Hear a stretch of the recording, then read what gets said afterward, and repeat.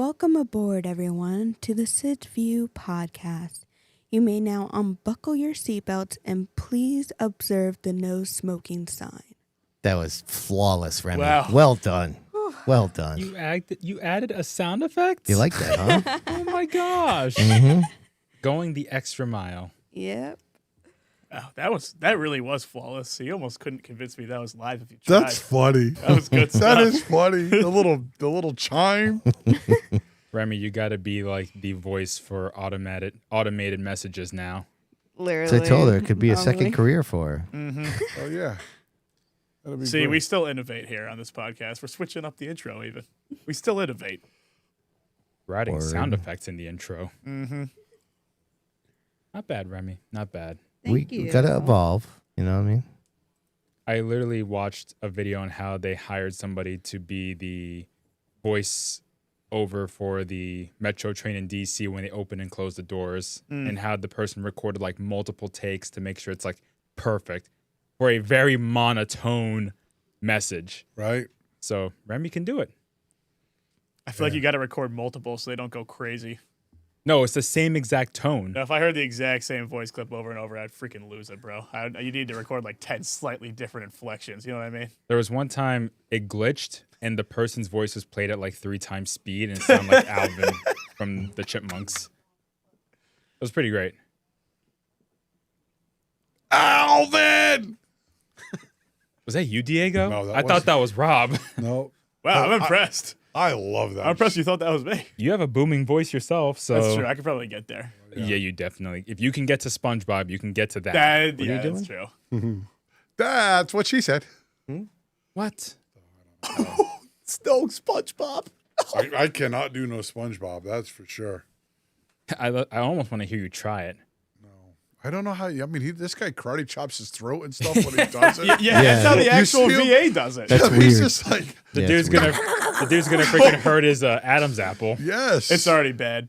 I mean, my voice has gotten so much raspier in the past 5 years. I attribute half of it to SpongeBob. You think so? Maybe Yeah. not college life. Oh no, that's probably about 30%. Other 20% probably like raging at Mario Kart online, stuff like that. Really? Yeah, there's Such a lot a of Gen screaming. Z comment. Well, Everyone in this room is now dumber. Serious. I feel like that soundbite is always played after Rob says something. Yeah. it's on brand, bro. You gotta get with the program.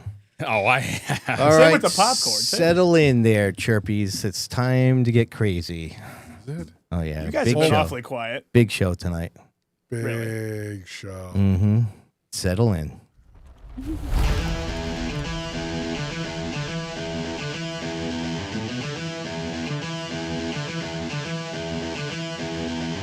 Well, let's start the insanity.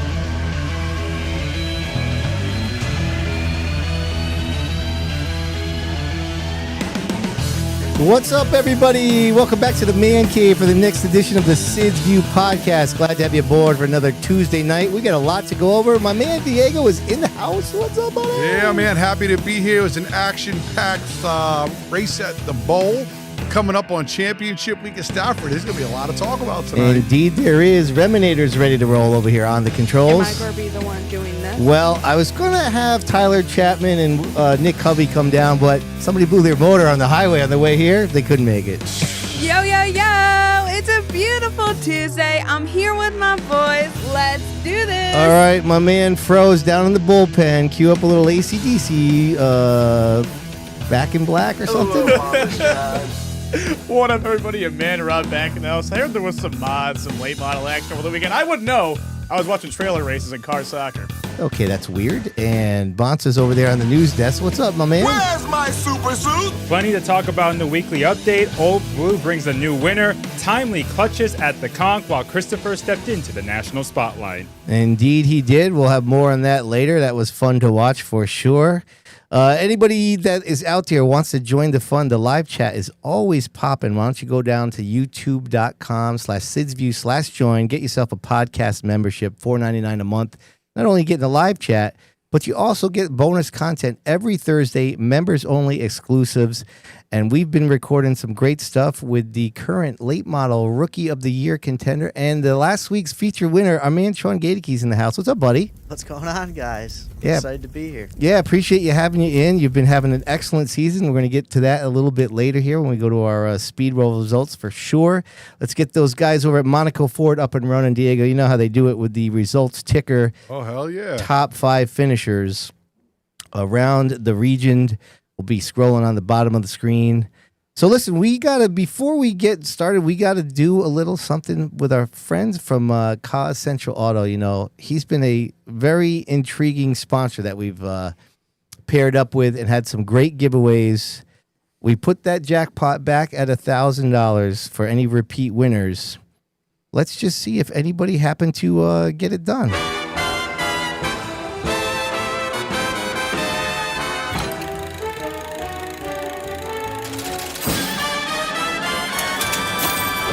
There we go. 3 times now. Nick Hovey, Austin Erickson, and George Baldwin. So $333 going to each of those guys. Hey. So That's good money. yeah, that's pretty cool for Dude, sure. Not only is that sponsorship awesome, but that graphic is so It's excellent, isn't it? Yeah. Oh, it makes me so happy. Like, Yeah. when it starts going, it's like walking it in the casino. Puts me in a good mood for a minute. Yeah. So listen, congratulations to those 3 drivers. I will be in touch and figure out how we're going to get you the money. And I think we just need to take a second here and thank Cosmo Williams for the great stuff that he's done. 2 different promotions. And that's going to be a wrap on our giveaways for the season, at least for this year. And we're thrilled to say that we gave out over $4,500 to various drivers. Dude, that's incredible. And that include drivers at Stafford, Seekonk, Wild and Wacky Wednesday, the regular Saturday shows, Fast Fridays at Seekonk Saturday show. We had a winner from the Monaco Modified Series. We had a winner from the NASCAR Modified Tour. And so we are thrilled to be able to pair up with Kaz and be able to do that give back and have it in 2 different promotions that really reached out to all the tracks that we cover and 2 of the series that we cover as well. So big thanks to Kaz. It was really a lot of fun. That deserves a hell yeah. Indeed it does. Thanks, yeah. Kaz. Yeah, he was great, man. So we will definitely be engaging with more marketing partners and do some stuff next year. But let's get after it because we got a lot to go over. Our man Bonsa's ready to roll. Let's do the weekly update.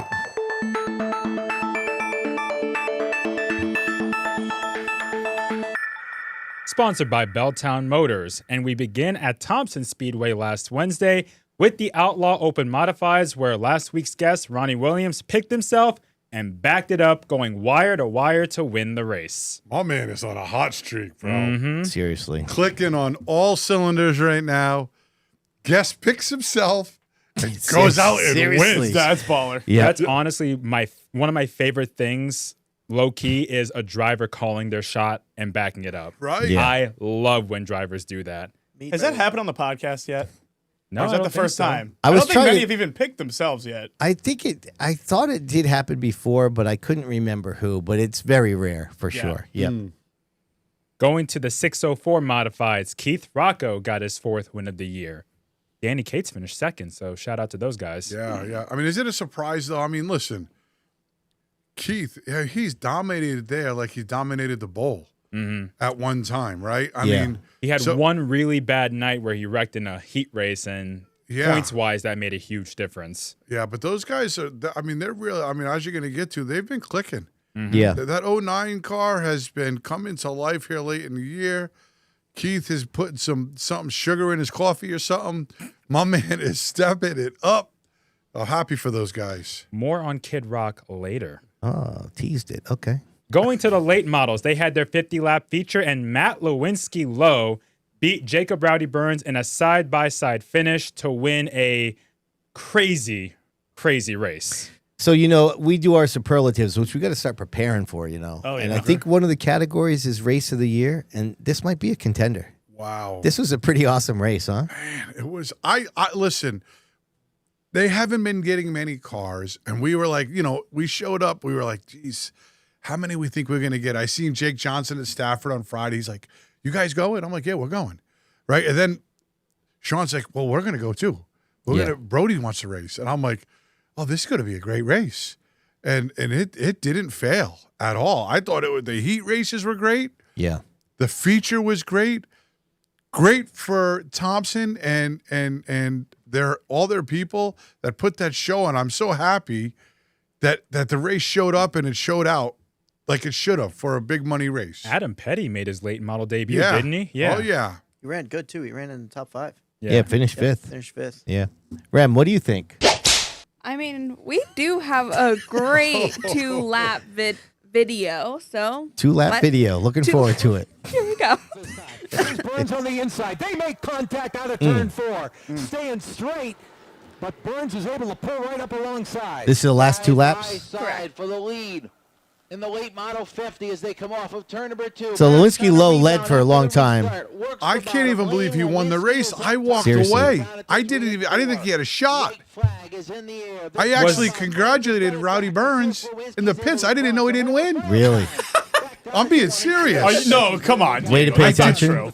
Was this Rowdy's first Thompson second. late model race? Second. Okay. But look at Lewinsky Low here, man. He keeps it high side and gets it done. It's That's impressive. the preferred spot. Right? The 91 was at a disadvantage here. But Rowdy could have ran him up. He could and have. Rowdy I'm didn't. shocked that he didn't. That's what I'm saying. But Right. the 91 is, that's 50 lap. He's sideways. Yeah. He's trying not to be a complete jerk. Yeah. He's on the edge of control and still, obviously the 17 at the preferred lane. Lewinsky Low is really good there. His garage burnt down last year. He come back this year. I feel like, and correct me if I'm wrong, and I understand like the outside's the preferred groove, but I feel like a lot of times I see when you're on the outside, you let off, you let that guy go in hard, he drifts up, you can do the bottom shot underneath him. Well, in the mods, that's the only move. Yeah. They're on the outside all the way till they drop down the backstretch and get into 3. They slingshot him and they go right back to the top. Yeah. They don't stay at the bottom. They pull that off so they it's just a crappy move. So a different animal with the fendered cars. It's a different animal. And so, the 91 was down there dancing. He's hanging on to things. You could see it moving all over. Yeah. He had his hands full for 2 laps, and to even stay there was impressive. There was a lot of good clips. We got a lot of clips from a lot of races, but we literally could have played this whole race. Oh, it was like, It was a good race. Yeah, it's a lot of my fun. nephew got, he got bounced in the heat race and came from dead last. That thing was, we made some changes to that car before the feature, and it was bottoming out everywhere. It was so low, and they pitted, went up 2 rounds, and he came from last.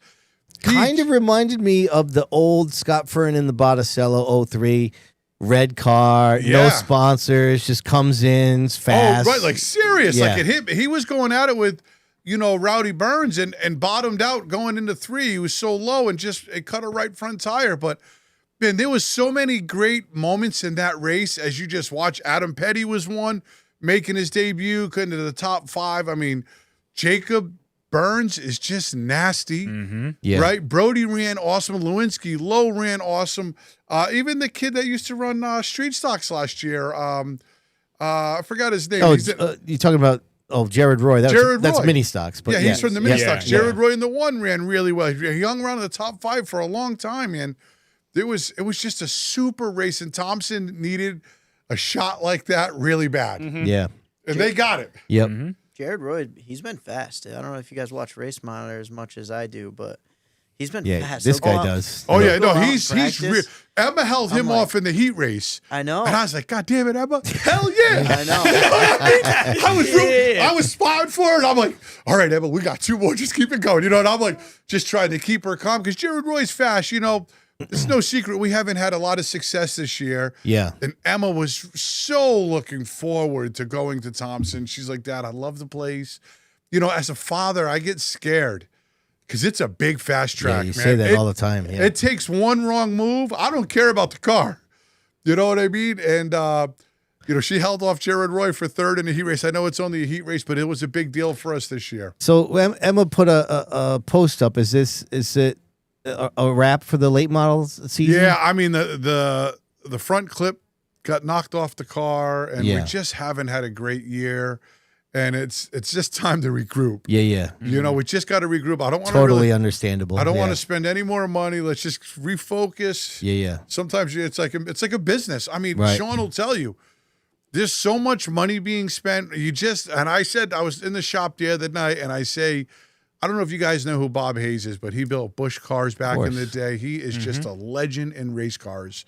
And he's my right-hand man. And I said to Bob, it's that time where you have to make a decision going into the offseason. And Fern just did it. Yeah. Right? And I'm not saying that I want to be done racing, but there's going to be decisions made because it's like a business where Emma might not be happy, the team might not be happy, but if I'm running the team, there's going to be a decision made for the best opportunity for us to be successful next year. Right. And that's going on through, everybody's kind of reevaluating their program right now. We've seen this happen many times over the years where sometimes you just have some terrible luck and it's like, I'm sure it's probably just a relief. That you don't have to stress out about this and you can just relax a little bit here for the last couple weeks of the season. The part of me though, because we still have the SK Light in the trailer. Yeah. It's just like, Emma, do you want to go test with it? I want to ask her, but we'll be seeing that somewhere before the season's over. Just in case you get the urge to go back out there. Hey, I'm not saying you have maybe to. See you on Saturday. No, you know where we're going. Hey, we're not going to be around. All right, go ahead, Bonssa. Going to SK Light Modifieds, point leader Nick Hovey gets his 5th win in 6 starts this season. Shout out to Austin Goff's 2nd place finish. He's been going good as well in that 07 car. He's the only other one that's won, right? Didn't he win the opener? And Nick's won every one since? Yeah. Such a clutch win. That was so awesome. I'll never forget the garage reaction of that one. It was incredible. Yeah, listen. It's so hard to tell with that kid. He ran well at Stafford the last race. He ran in the top 5. Finished 4th. 4th, right. And I'm like, damn, where the hell did he come from? The week before he was running it back. I'm going to say this. The one thing that Hovey has that a lot of guys don't have, I think, is he just expects to win. He's that confident. Oh, yeah. You could put him in any car right now, and I know he's got great cars with KRR. You put him in a car that's pretty good, you're going to bet your butt he's pressing for a win. Yeah. It's just that confidence that you have. Shawn Gaedeke has it. He calls me every week. You going to watch me this week? You know what I mean? Because he knows, he feels that way. It didn't surprise me last week. I'm jumping the script, but when you have that confidence, it becomes that much easier. Yeah. So go ahead, Bonds. I'm sorry. You're good. Street stocks. George Baldwin is 4 for 4 on the year after Wade Jelinas was disqualified in post-race technical inspection due to multiple infractions in the engine bay. Okay.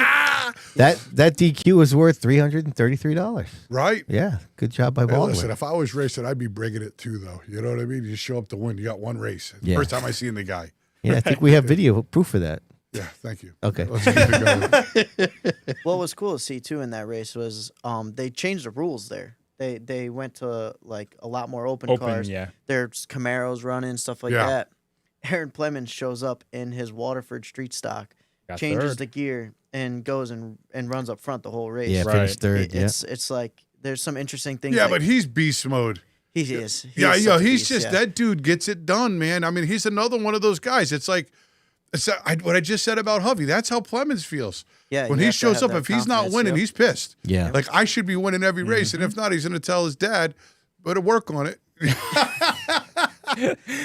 Going to mini stocks, Rick LaFleche and his only starter Thompson gets the win after a chaotic finish in that feature as well that included the top 3 tangling late in the race. Good old Rick LaFleche. He's an old late model driver. Hell yeah, man. Especially up there. He was always teamed up with, I thought, Paul Hurd and those guys. So I'm almost certain he is, but it's been a while for him. We'll get back to that later. And in the Crown Vics, Ethan Williams, 5 wins in 6 starts this year. Now we go to Fast Friday at Seekonk for their final round heading into the championship finale. Pure Stocks, Bryson Robideau leads every lap en route to his first Pure Stock victory. Them Robideaus are tough. They are. Division, man. How many are there? Couple? It's hard to keep track. 2, right. They just like to win. I know. Robideau and winning is just something that has like this nice little sound at Seekonk. You know what I mean? Man, those guys are good. Going to Sport Force, point leader Richie Johnson gets his 4th win of the season. Samantha Sloboda finished 4th in that race, edged out Jacob Budzina, who finished 5th, for the final spot in the championship Final Four.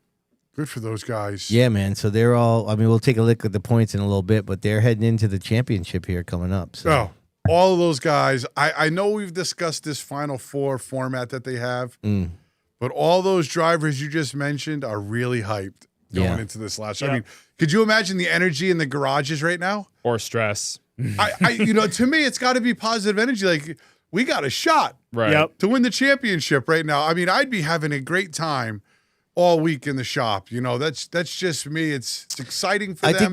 I think that's probably it for majority of them, but for some of them, like, if they're leading the points the whole year, that's probably a lot of pressure. Oh, yeah. Definitely. Rowdy Burns. Right, exactly. It's kind of bittersweet we've reached this point. I feel like we've been on talking about the points, like, oh, the points battle is really heating up for so long. And now I'm like, oh, shit, like, it's actually about to hard cut in a week. So many of these, I don't know. It's crazy. I feel like it snuck up on us. Going to Legend Cars, Brendan LaBelle got his first win of the season. Ryan Vaness Jr. finished fourth in the race. He jumped Richie Helger Jr. to get the final spot in the championship Final Four.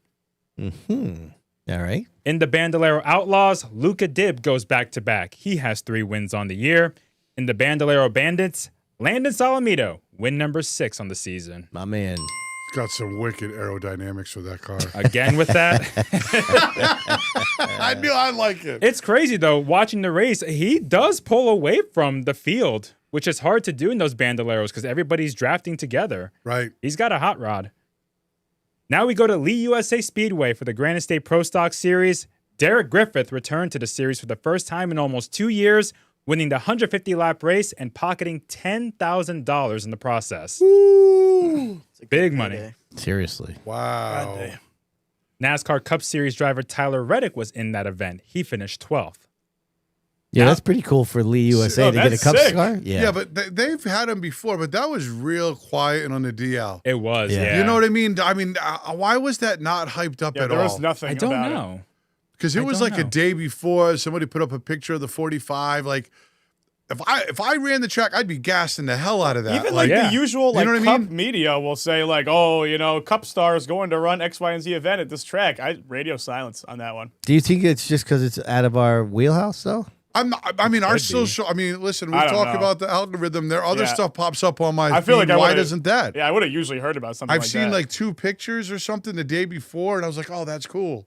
Who even got him to come down to race their car? Which was I don't know. Which is a cool deal. I don't even know whose car it was. I know nothing about it, but I know one thing: Derek Griffith is badass. Yeah, that boy could get it done. He goes down south and he runs good at New Smyrna. I know they got a brand new Fury car. He lost a photo finish the week before. That's the big thing. That was a good bounce back after that. Right, it comes right back and takes 10 Gs. Yep. Those dudes are living large right now. Hell yeah. Now we go to Waterford on Saturday with the SK Modifieds. Keith Rocco is back on top, getting his 155th career victory, his first since 2021. Wild. It's amazing. It's wild. It's amazing that it's been that long. I know he hasn't raced there a lot. He's had a tough year this year, but the dude knows the track. Oh, yeah. Better than just about anybody. Mm-hmm. I mean, from the street stock days to his SK days. But there was a lot of drama in that race, Bonds. A ton. Yeah. Do you guys want to see it? I'd love to see Are we just going to talk about it? All right. I mean, you're getting smooth with these segues here. That was a good one. The first one is the drama with Gaedeke and Eric Burnt. So here we go. Let's see this. Mm-hmm. So that's Gaedeke on the inside, Eric Burnt's on the outside.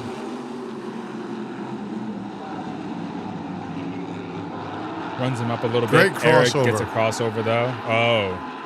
That was the end of Sid and I's pick right there. That was a nice crossover. Yeah. So that's basically, isn't that what Mike Jr. did to... Same thing. Yeah. Jarvis? To Jarvis? Same thing. Yeah. Not as catastrophic. Same thing. It happens all the time, no? Oh, yeah. All the time. Except Mike went to the back and Gaedeke did not. Right. I mean, it's a little bit, it's 2 different tracks, it's 2 different officials, but something like that should be pretty much consistent. Right. We talked about that call a lot last week, though. We were saying, it's kind of not black or white, and I feel like that's almost more evidence for it. If you replayed that video, I watched that one. the 94 was apparently way down in the middle of the straightaway. You've seen that happen. Yeah. A lot of times they're not that blatant. You know, I'm going to be honest. For you to see, you can see it clearly. You can see it clearly there. And when you can see it from the camera shooting in the grandstands, I mean, it's pretty blatant right? It's blatant. A lot of times that when that stuff happens, it's a, you know, it's that fast where you don't see it take the wheel out of his hands for a minute. Right. That one there, that was aggressive. And you can compare the outside cars behind Gaedeke to see if they're on the same line or higher up. And it looked like Gaedeke was lowered down the track. I'll tell you what, the officials got their hands full down there. They do. Wow. I mean, like, and I you seen me, I commented on one of the posts. I think there was something I don't. Like, what are we arguing? What do you mean? You know what I mean? Like, I'm like, all right. So I don't even think Gaedeke caused that one. What's going on? What are we talking about? Yeah. I don't even know what we're talking about here. I mean, are you mad at Gaedeke or? I think it was just, I mean, that was for the clip that Remy's about to show here. With Adam Gaedeke. I'm interested to see it. But then I think like it was just a can of worms thing where like then everybody just started kind of bitching about grievances throughout the year and it just kind of overspilled. Yeah. Rems, what do you think? All right, let's show that wreck, shall we? Oh, that'd be fantastic. Awesome. So, where is Adam in this one? The 51. Oh, there he is. Yep. Well, yeah, Janovic got sideways. Janovic got sideways first. Did he get hit by Rocco? Yeah. Yeah. Rocco had him out of control on the Yeah. straightaway, and so that's why I didn't get, because it was like Gaedeke comments. I'm like, geez, Gaedeke was 4 car lengths ahead. I mean, let's just not drink the soup here. That wasn't Gaedeke. Yeah. That's what my point was, you know, because, you know, people like, I'm not sitting here defending Gaedeke because it's been like slightly entertaining as a fan, but damn, I don't want to be Adam Gaedeke or any of these guys. It's been costing them a ton of money. Eric Byrne, I mean, I understand their frustration with not having a call. I think there's been warnings given to the 94, but I don't know, you know, what's happening, but I just wanted to make sure when I made my comment that they weren't just drinking the juice and saying, oh, geez, that was the 94 again, because it's just rough all over the place. Like, there was no call there. Obviously, there's cars wrecked. Gaeta's up in the fence. He's going airborne. Yeah. No call. That could have been just a racing incident. I think he drove away from that, though. No, did Gaeta drive away? Because I felt bad because I follow him on social media. He seems to be, they do everything themselves. They're clipping the car, doing this. And I was like, oh, no, not again. Right. You know, I just felt bad for those guys, you know, but I don't know what to say about, you know, what's going on. It's always up to the discretion of a human. Speaking of the Gaeta's, sorry to cut you off. I just want to mention Joe Gaeta. I know. Came out of nowhere and he finished 6th. About time. Yeah. About time.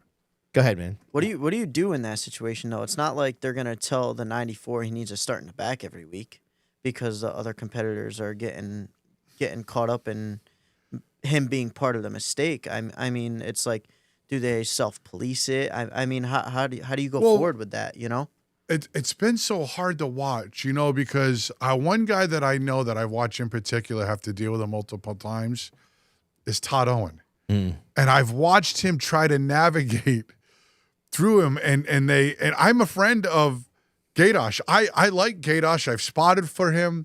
But I can see the other guy's frustration. Todd Owens has literally tried not to wreck him, and it's like you could just tell wants to bully him out of the way because they're just sick of it. Yep. You know, but as soon as you do that, you all go in the fence, and now it costs everybody a whole bunch of money. I don't know what has to be policed there because there's 9 cars, there's 10 cars, there's less and less cars showing up. Oh, there was actually 17 in this race. But the week before there was 9. Yes. Right? And I'm thinking, damn it, man. I mean, you know, the beginning of the race, Adam Gaeta started on the outside, and I don't know if he just had a bad restart or whatever, but it was almost so Gaeta went out to a lead, and part of me thought, do they just not want to deal with him right away? Like, go ahead, have the lead for a little while. I thought Adam we'll deal with you that, later. Yeah, that first restart he missed. Yeah, bad. Right. I mean, gave Gaeta. I mean, as a driver, Shawn could probably attest to this. When you have situational drivers like that and you're racing, the only thing you can think about is try to get by them as fast as you can. You don't want to mess up to give them the opportunity to get you. No, I'm jumping. You're jumping. If I have somebody on the inside of me I don't want there for long, I'm going for the box and putting it in the racetrack's hands to call it back. Right, because you tried to make that move before it ends up catastrophic for you. Yeah. You know, so. I mean, Gaedeke, he's always been a tough pass. Oh, no doubt. But it seems to be pretty bad this year, where he just seems to be in. He's wide. Yeah. Yeah, and the bad part is now it's costing people money. Yeah, right. You know, it's not like people could really afford anymore to go rip a right front off, and then the next week go rip a left front off. The price of racing's gotten so high where it's like you're gonna see 8 or 9 cars again because people are like, you know what, I'm not gonna go deal with this week. Right. You know? Right. Unfortunately, right. I mean, the season's wrapping up too. It gets to the point where we're like, all right, see you next year. I mean, it's not even like a regular week. People are even less motivated now than they were in like June to come back the next week. For sure. All right, let's get to that next race, shall we, Bonssa? Yeah, that one's kind of important considering who our guest is, because in the late models, Shawn Gaedeke became a first-time winner in that division, taking the 09 to victory lane. Mm-hmm. Impressive. Yep. Talk about it, my man. Well, what's cool is so I texted Don the next day. I'm like, you know, all the stars aligned. I called it all week. Obviously, Sid knows. I called it all week. I said we're winning this week. We went and tested, and Derek made some changes to the car, and we picked up like 2/10 at practice, which it's so hard. I mean, it's so hard to find 2/10. It is so hard. And so when we did that, I'm like, oh, it's in my hands now. That's the easy part. I could take care of this. Right. And I just needed to make sure I did. I needed to make sure that every shift was good on the restart and just stay calm and do it. But I don't know. I thought it was a pretty clean race throughout. I was at a wedding, right? And so, you know, having a cocktail, got the race monitor up. I'm like, woo, Gaedeke's leading.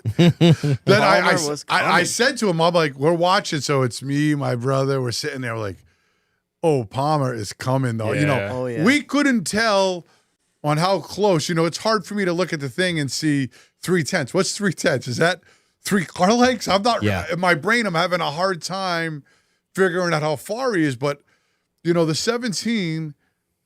I mean, that's his playground. Yeah. Right. I mean, to beat him, you know, in his own playground is really good. Now you're no slouch, and you guys been working hard all year, and you deserve that 1,000%.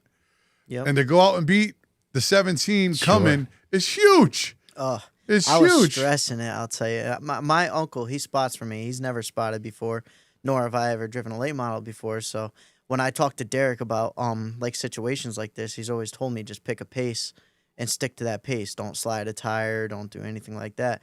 So I told my uncle, I said, let me know if he gets within 3, because I'm at my pace right now, and this is the pace it's going to stay for the rest of the race. Yeah. And that's great advice. Never heard within 3. So when at the end when we're coming to the checker, he's like, he's 6 back, you're good. I'm like, ooh, man, that's good, because I was starting to stress it a little bit. No, that's a great observation though, to set the pace, because you know, in that situation, you could have got super tense, squeezed the wheel harder. Yeah. All of a sudden, you're like missing the corner a little bit. Damn, that's 2/10. Oh, clear 4. Yep. Damn it. You know, he's getting closer. Right. There's a lot of pressure there. Yeah, it's a great win, Shawn. Great job. He did me a solid giving me the tip. So here's what happened. I went to the I stopped by the Speedbowl for the last Wednesday one, you know, that they rescheduled, and I saw Jags there, and he told me that Jason was racing. So I had it in my head, that's my pick. And then when you text me, and I was like, he must have found something. I know that you've been working with Derek, and I'm like, I wasn't doubting your confidence, but it's just one of those things with your superstitious, right? With your pick, you have it in your mind. Oh yeah. And then I was like, you know what? I'm just not going to pick. Well, the late model race. You get that serious about your picks? Oh yeah. If I had something, you're thinking during the week about this, and you're not. No. Well, that's why you suck at it.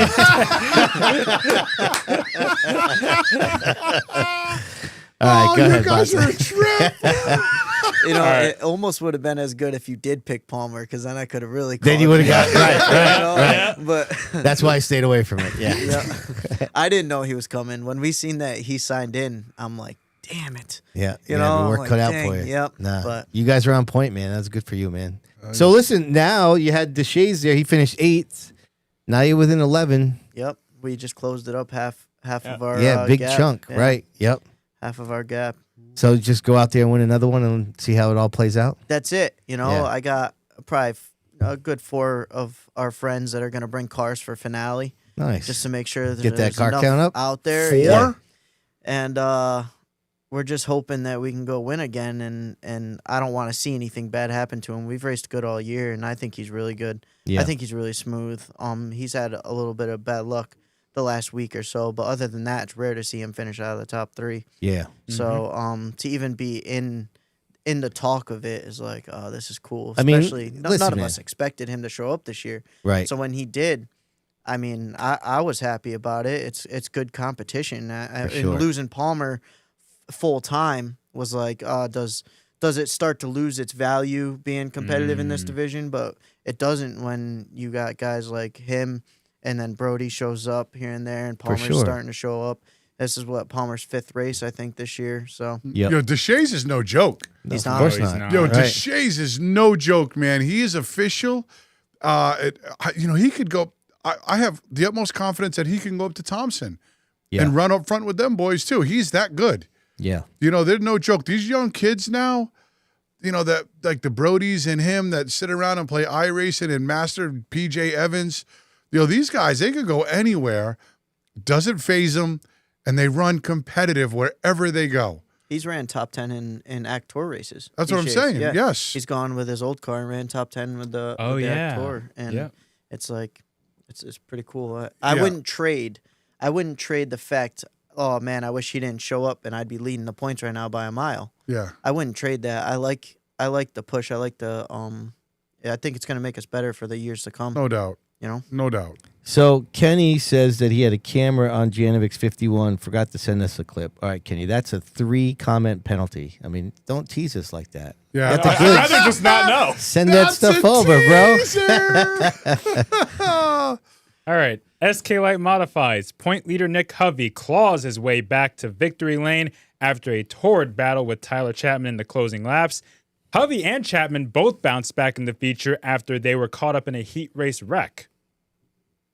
Bro. Did you see it? Nope, but I got a phone call from Christina.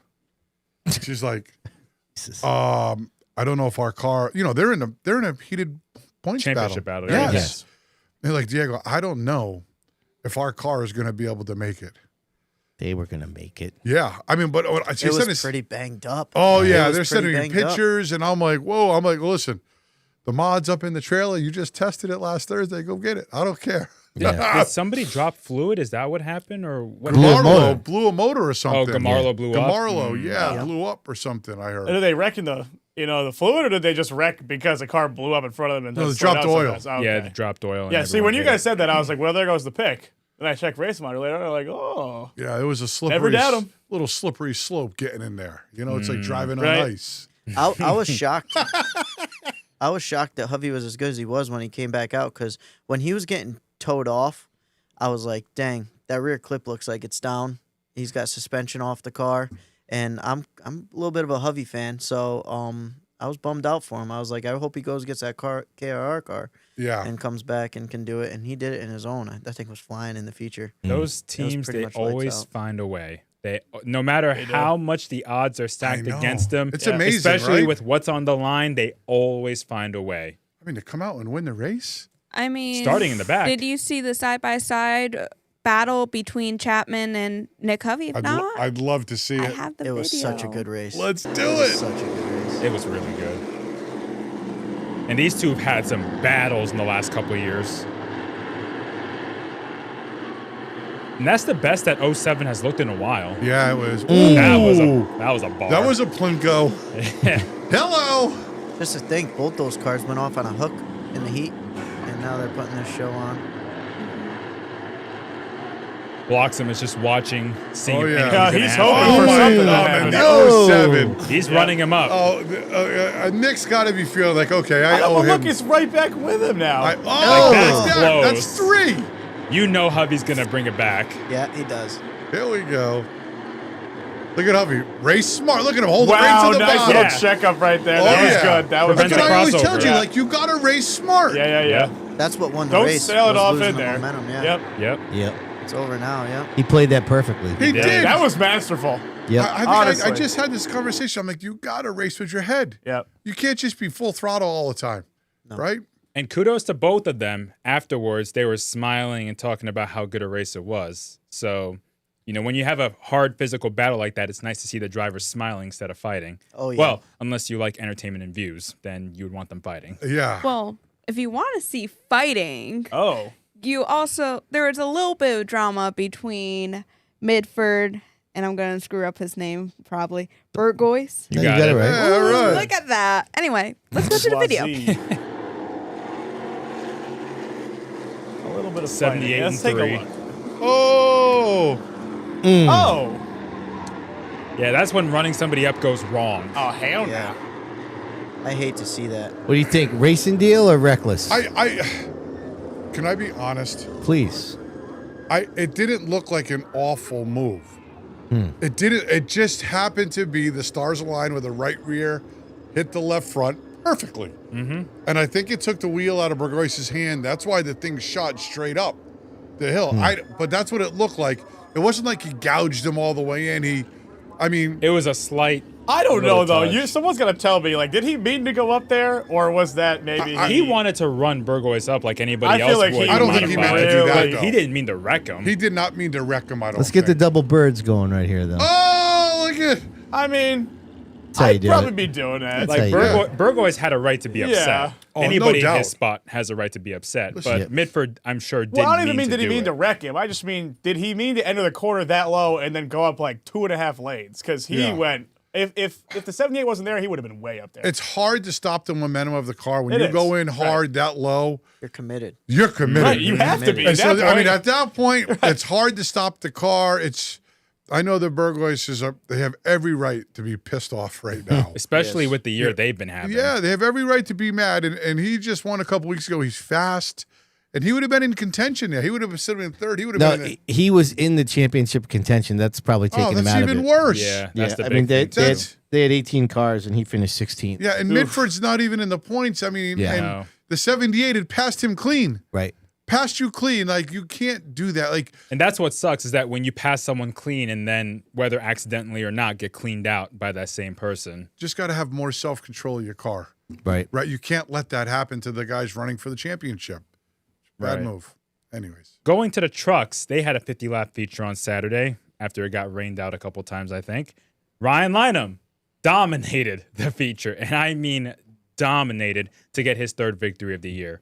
He took the lead early, and that was that. Were you spotting for Charles? I was at a wedding. Oh, that's right. Sorry. I was at a wedding, but I watch intently online like I always do, and Lynham's he's just really good. No matter if it's a late model, his open street stock, the truck, those guys got it figured out. Yeah, that whole team, that whole team's pretty dominant. I mean, No matter it's what. like, no matter what they show up in, Scoots, and Yeah. when you see that toter come in, you're like, "Ooh, that's gonna be a show." He could start dead last, like the week before. Him and Tyler Chapman. They Yep. started Yeah. dead last, followed each other right to the lead, and I'm sure Ryan's car wasn't perfect because he probably would have had something for Chapman. Right. I think they're a way more dominant team. Yeah, Well, for sure. I actually, there was part of me that thinks like, oh man, Lynham. And listen, I mean, Ryan's a good guy. This is nothing personal, but it's kind of like, hey, you're kind of sticking up the show. You're coming in here and kicking their butts, Yeah. But it was almost when Tyler came and won that race, because Tyler's got a stout piece, even though he's not racing weekly this week. But it was just kind of a reminder, like, yeah, you can beat Ryan. Like, do your homework, make Oh, your car yeah, right. faster, and you can beat him too. Oh, you know what I mean? Listen, Yeah. that point was loud and clear. Right, that exactly. night. That's the same thing I thought. Okay, they are beatable. Right. yes. That's what I thought too. I mean, he was almost a go-to pick-up truck, that Lynham truck, and then they had that DQ, and I was like, ooh, maybe. And then he came back and take did a it few well. weeks off from it, Right. but now he's just right back to it. So Well, they bounced that right was one back of the in a big- big way. Oh, no, yeah, for definitely. sure. Going to mini stocks, point leader Ray Christian III gets his 6th win of the year. He has won half the features this season. Not when I pick him. Not when I picked him either. Maybe I did get him once, but I mean, does that surprise anybody? No. He's the fastest car. No. Dude, he's so good. He's so good at car control. If you watch him race, like I love to, and I told you guys this before, I like to watch certain people, and he's one of them. He always controls every situation he's in. even when guys try to wreck him down backstretch, I don't know if you've seen a couple times this year, back straight. I mean, he knows exactly what to do because he has full control. He's just a really, really good racer. Smart racer, knows when to get in there, when and knows when to get out of there. So it's not.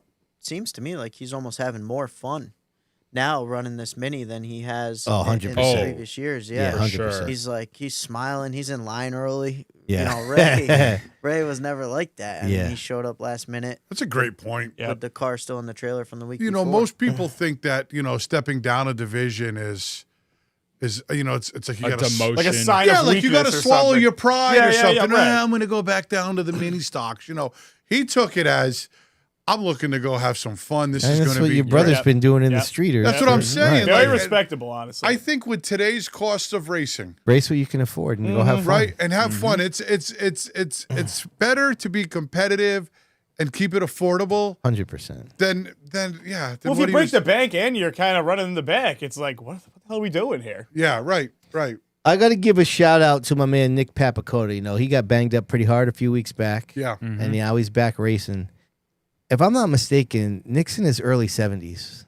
He's fast And too. so the fact that he takes hits like that and still comes back and gets after it is that's pretty awesome. Not to mention, he always has his car looking beautiful. Yeah. Oh, yeah. It's always touched up. I love that about him. The Valvoline looking. Yeah, the Mark Martin throwback. Yes, and Yeah. it's always looks good. It never comes back with tire marks, and he takes a lot of pride in this stuff, and he's fast. Yeah. And he's like older, which is Right. really cool. Gives me a lot of hope. I mean, Stop.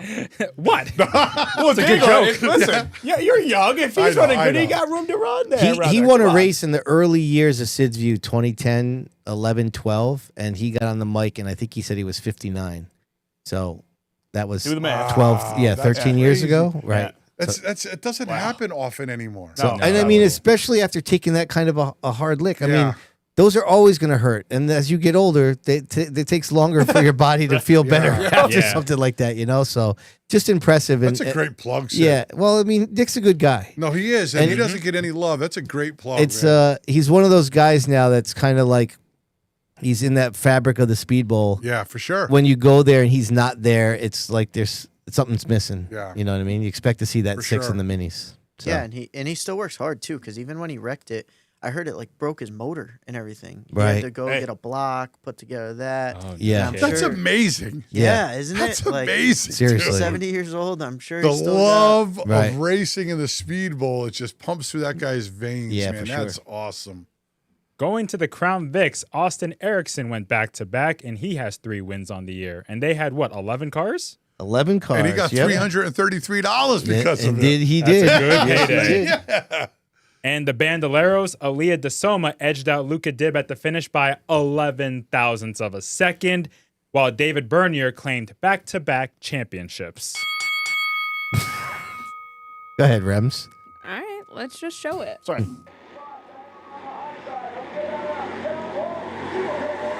Oh, dude, I can't even hardly watch this again. So it's white flag, and this is Connor Doyen, Elias Dibb. Oh! Dude, Whole body's off the back of that car. that's wicked. Every year, there's always a bad Bandolero wreck. Yeah, and that throttle was stuck on that black and green one there. It just kept going for about a whole nother minute. So I think does anybody have any updates on the kids? I don't. I'm pretty sure they both. You can cut it, Rem. They both. He looked. One of them looked all right at least. Yeah. He was walking. Dude, that's an atrocious hit, man. Seriously. Oh my God. I'm sorry, but I don't see a need for having Bandoleros at Waterford. It's too Dude. big a track to me. I mean, it's for those kids to race right. in a draft like that. You're full throttle. I mean, it's guard to bottom, right? There's really only Yes. one way to move the guy unless they make a mistake themselves. And you can't pass below the white line. No, I you don't think. can't. Yeah. You're in the grass at that point. Dude, Well, no, one- I mean the apron. You can't Hey. use the apron. One time we were racing those things with Emma. She flipped like 4 times Yeah. going into one. And there's video. I never forget this, man, because they had outside driver introductions that day. And I said to Emma, I'm like that pissed off dad all the time, right? So I says to Emma, make sure you have everything before you go down there so that, we're ready to go. Getting us bucklers announced and everybody. She's like, Dad, I don't have my two-way or something that she needed the radio to listen to the trans. Yeah. So I have to run. I'm so pissed off. I have to run all the way back and get the thing. I don't get a chance to buckle Emma in. Second lap, she's flipping over in turn 1, and the photos showed her head was sticking outside the cage. She's so lucky. Yeah. The point is, we came back and raced, but the division has scared the freaking hell right out of me. I went to one Bandolero race in 21 or 2 because Melania Shalowski was going for the Triple Crown that they had at that point. And they wrecked like 6 of them in turn 2 and 1 flipped. And Melania hit the wall so hard, I think she had a gash on her ankle from it. It's like these kids. Yeah, Emma was out 2 weeks with a bad leg. Yeah, it's like these couldn't even race. They're little kids and they're going really fast in those cars, those tiny cars. And when they wreck bad. It's just too big a track. Dude, it is. It's Talladega. Yeah. It's Talladega of race cars. But is it necessary? Dude, they're drafting and they're moving and they get wiggly off the draft. If you watch them, they start dancing. These kids are like 7. Yeah. And the thing's dancing at 65 miles an hour. What do you expect? I just don't know what they're even like, even as like a, beginners, like learners division. I don't really know what they're learning from racing Waterford. Nah, maybe put them on like a pomfret or like, I just don't get why they need to be on. They're a second faster than when we raced. A second. Yeah, see, Wow. that's I'm scary. like, dude, there are almost times, Sid, when we were running like mini stocks back in the day. Yeah. They're getting closer to that speed. Like 18s, high They're 18s. like low 19s. Come on. That's scary, Yes. dude. Yeah, there's no need for that. Right? I mean, they're getting close to mini stock speeds back when we ran. Right? And I was nervous back then. I felt like I was getting chased by the cops, driving my butt off to try to stay in the top 3. Yeah, I don't see why we need to have Bandoleros at Waterford. Wow, you're right, dude. Right? Yeah, they haul the Aaliyah mail. DeSoma was 19.718. That was like a slow mini stock. Right. In the late 90s. That's what I'm saying. Wow. Right? Yeah. These are kids, 7 years old, 8 years old. Yeah. And Right. they're not that fast on the straightaways, but they hold it wide open through the corners. They're ripping it. That's ripping only it. a second off the Super X. A 1 second second off a Super 1 X. second off the Super X. Yeah, that's I mean, nuts. like literally, the unfortunate part here is I know people are probably going to get mad that run the division there, like they don't want to not go there. But sooner or later, somebody's going to get hurt bad. And then somebody, you hate to say, I told you so. I just don't want it to be my kid. Yeah. You know what I mean? So I hope they either slow the cars down. Like you don't need to go 19 seconds. Slow them down. They're kids. They don't need to be getting in wrecks like that. The cars are on the verge of out of control. They're so fast on the straightaway. Yeah. It's not a good. I mean, they're a second slower than some of the back half of the mini stock times. It's ridiculous. And you just said it. they gained a second in what, the 6-7 years since you ran them with Emma? Right. Yeah, that's a crazy. big- Restrict them down. Do You something. think they'll ever reconsider not having them there? I don't know. They're when we ran back in the day, there was like 15. Remember? It was a show. There was a lot of them. Yeah. Hovey, Yeah. all of us, PJ, it was a great show. I wouldn't even be surprised if, like, I'm going to tell you this. If JJ said, Dad, I want to race, we would not be going there. In those cars. There's no way we're doing it. I'm in a nervous wreck when Emma goes to Thompson. I'm not running those at Waterford. There's hell no. Not unless you slow them down. I don't have to worry about that. I mean, it's dangerous. I mean, they scare me as is at Seekonk too. Right. And you don't even have a kids there and you're watching them. Like, imagine if one of them was yours. I'm good. Right. I don't want to imagine having a kid. Right. At least at Seekonk, they kind of race though. Yeah. Like they can. That is get true. They can kinda- race 2 by 2. It's a they racier get track for racing. them. Yep. Yeah, They also split them in the age groups like they True. do. Yeah. Yes. True. which they don't do at the Speedbowl. All right, There's now not enough. No, Now- that's true too. It's But even when they had enough cars, they didn't do that. Yeah. Now we go to Seekonk on Saturday for their final round heading into the championship finale. In the Pro Stocks, Dave Darling took a commanding win in their 45-lap feature, his second victory of the year. Crafty veteran saying. I was a week late on that pick, wasn't I? Yeah. Yeah, well, same here. Damn. Yep. He had a Crafty rocket. veteran saying, I'm still here. Mm-hmm. Dude, he's essentially like the Rocco of the Speedbowl. Right. Yeah. He dominated that division. He was He's winning. got 8 championships. I don't know if he doesn't have the wins Rocco does, but I get your point. Yeah, dominant. He still has a ton of wins for sure. In the late models, after finishing last in the playoff opener, Charlie Rose came up clutch this time around, winning the feature and moving ahead of both Connor Souza and Richie Murray to enter the Final Four for the championship finale. That's a strong play. Is that a surprise? A little. I mean, it's hard to overcome that, though. But Charlie Rose is good. No, he is. I mean, we're not saying he's not good, but to go from a last place finish and then leapfrog 2 guys to get into the playoff to the title round that's pretty awesome. Yeah, because they're all good. Yeah. Yeah. Well, I do have a video from that race. Let's say 3 wide lead to the lead. So let's check it out. What'd you talk about? Yeah, what are you saying, Rams? Here they go. Rose Charlie down Rose, low. Jennison the 22, and Gomes in the 10. Yep. This looks like a lot of fun, though. Dude. Look at Gomes this. trying to make it 3 wide for the Looks lead. like a rerun down of the previous back weeks. straightaway. Dude, He's and it's gonna pretty have clean. the Look at these room guys to for do 3 so. wide. My man 3 Belcher. wide for the lead at the stripe. Gomes, Rose, Jennison, low to high. Andrew Gomes peaks down low.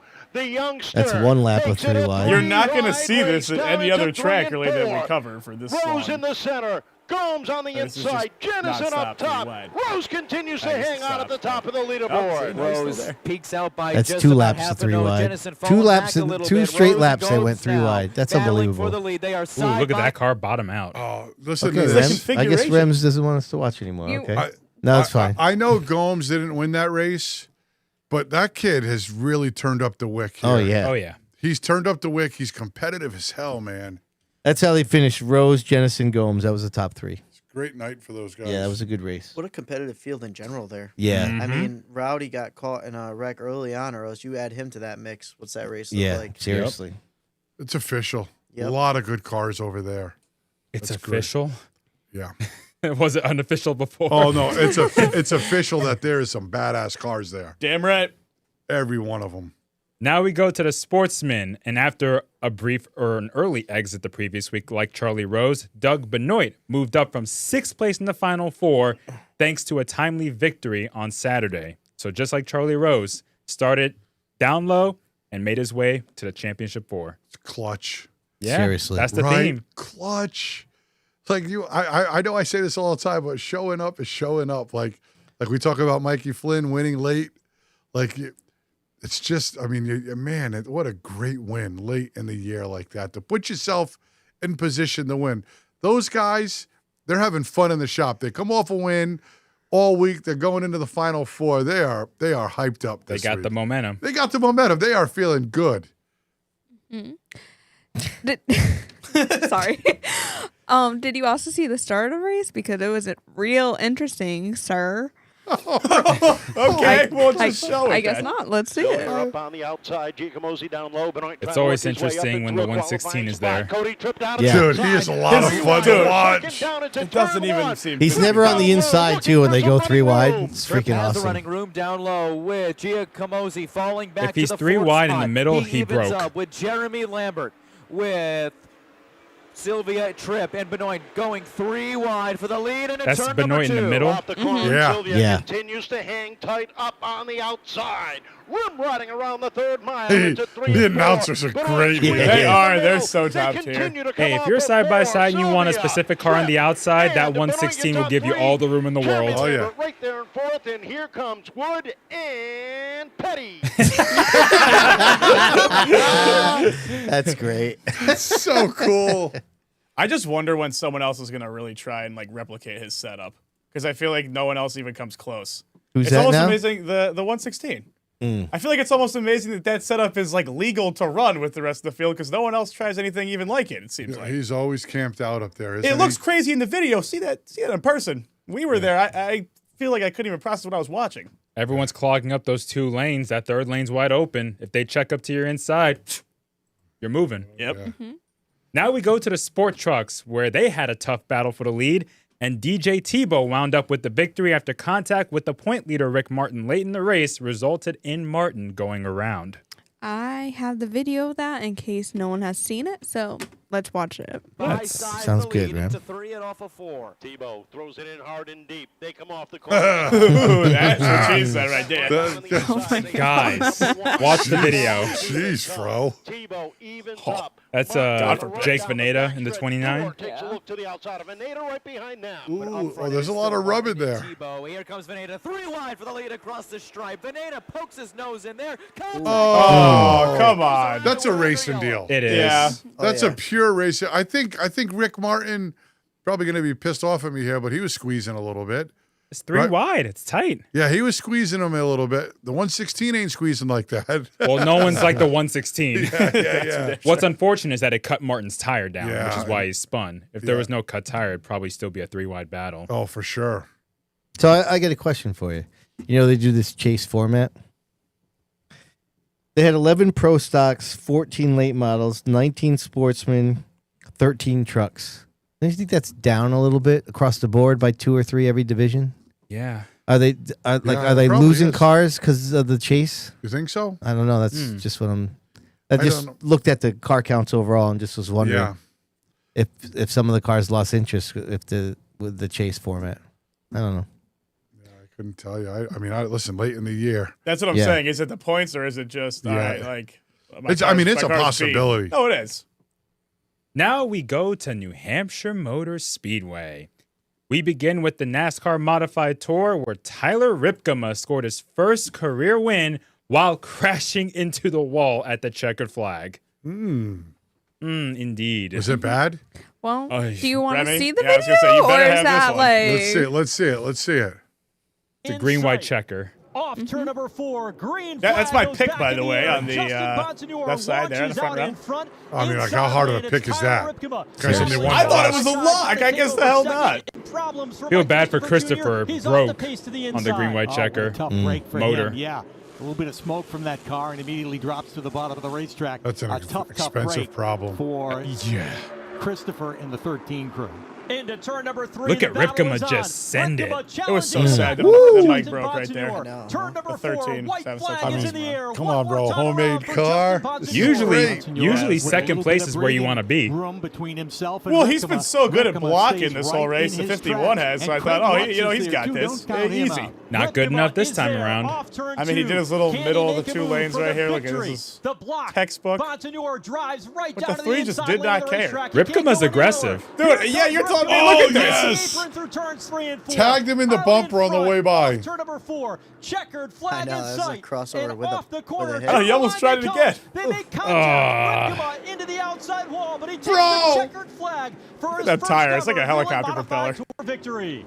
You know, I've heard a couple people say that Bonsignore was pissed off and wrecked him. No, At the yeah, I checker? saw No that. way. And I Yeah. was like, what race are you watching? That was well before the checker.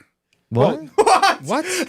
Right? What did you No, say? they're talking about the wreck on the front stretch. They said Bonsignore wrecked Ripkema on the front stretch. Is that what you think? Oh, no, not at all. Yeah. No, not at all. Okay, Yeah, right. yeah, not at all. I don't understand why people were complaining about that on Facebook, but it's Facebook, so it doesn't surprise I me. didn't even see him complaining. Oh, I yeah. did. People are actually saying that? Yeah, they were saying that Bonsignore wrecked Ripkema at the how- checker. It's like Ripkema came up to block Bonsignore. Yeah, how much higher can a and 51 wasn't have gone? clear He Right. totally did that to his own car. Should Yeah. Bonsignore have lifted there? in turn 3? Oh, in the front stretch? Yeah. No. No. I mean, you're going for the win, right? Yeah. I mean, Yeah. what is your guys' thoughts? If he doesn't lift, there's a chance he gets alongside him enough. I mean, it would have still been a photo finish, but Yeah. I wouldn't have lifted. He had a head of steam coming too. Yeah, because Ripkema dove it in so deep, he had no run coming off the corner, and Justin had the momentum. I think that whole last lap was fair game. It's unbelievable. Unbelievable win for Old Blue. Yeah, and for Right. Ripkema. Yeah, and Ripkema. Yeah. It was pretty classic how they brought the junked race car, the flatbed On the into victory flatbed, lane. yeah. That was pretty cool. Now, that's good for that team after that huge wreck they had at North Wilkesboro Right. to bounce back and win one of the biggest races you could win in the modified tour. Yeah, it's a big time. Doug Kobe was in that race. We talked about him making his season debut that weekend, and, well, he didn't make it long. A few laps in, he blew a motor and didn't finish the race. But he will be back in a modified this Saturday at the fall final for the Monaco Modified Tri-Track Series. Okay. Ooh, I like that. Sorry. I tried to make that a little. Did you just mock yourself? I think he did. What? Yeah, that's what I was looking for. Okay. Now we go to the NASCAR Craftsman Truck Series, where Gio Ruggiero, Seekonk's own, finished 4th, giving him 5 top 5 finishes this year. Mike Christopher Jr. worked his way up to a 13th place finish in his truck debut after starting back in 29th in the 175-lap race. Did you guys watch it? I watched the I watched some of entire it. truck Did you race. really? Yes. So we were watching too, and I'm like, man, he's just hanging back in 27th, then he's in 23rd, just kind of mingling. We're working on the car, and I'm like, damn, my man's up, top 12? Yeah, he was outside Pressing. the top 10, yeah. He was pressing Tyler Ankrum and a bunch of those good cars trucks at the end. Yeah, he was with Raja Karuth and them, who are playoff drivers. He drove a really good race. He passed 16 trucks. Yo, what a strong race for him. Yeah. I mean, that was a really, you probably know this. Priest's first race, was it at Loudon? No. What was it? Was it at Iowa or something? Iowa was his first win. I don't know. Iowa was his first win, but I start, think though. that was like his second I start. was or trying to something like that. compare to, because I know his was an Xfinity race, right? Ryan's. And in a Gibbs car, which is And in a Gibbs the car. top of the line equipment. Yeah, I thought this was, and I was just trying to do a comparison. I mean, like, where does Mike stack up compared to, Ryan's? I don't think you can make a fair comparison because Priest had Xfinity starts with JD Motorsports, I think, beforehand. So he had a little bit of experience driving at the national scene, while Christopher had none. So for me, I thought a top 15 would be great for him, especially from where he started. Listen, So a 13th place is it's bonus. a good truck, but it's also not, Joe Gibbs level. He was equipment. essentially battling for a top 10. Ryan did have his first start on what was then the Nationwide Series, was at Loudon in 2013. Yeah, he was driving the 01, I think, which was a underfunded team. JD. It was a JD. Tommy Baldwin car. Oh, that was a Tommy Baldwin car. Number okay. 8. There you go. Yeah. So I thought Mike Christopher, I was in shock as much as he was in shock in his post-race interview from where he was practicing at Yeah. to where he raced and finished was night and day. And he just gained, I think, valuable experience through the whole process of the race. And typical Mike Christopher, like we say at Stafford, he's a smart driver. He's intelligent. He loves to master the craft of driving. And he did that throughout the race. And he put himself in a position to succeed. Yeah. He did a freaking great job. And here's the thing. A modified is so different from a NASCAR truck in so many aspects. They're heavier. Aerodynamics play a huge role. They do in a modified at Loudon in terms of drafting, but you don't draft in the trucks. Right. And that draft in the straightaway becomes dirty air in the turns. Pretty and much. Those trucks, you can slide them and the air takes care of it for you. Like, he hasn't learned that. So he has adapted real quickly, in my opinion, to getting a hang of those trucks.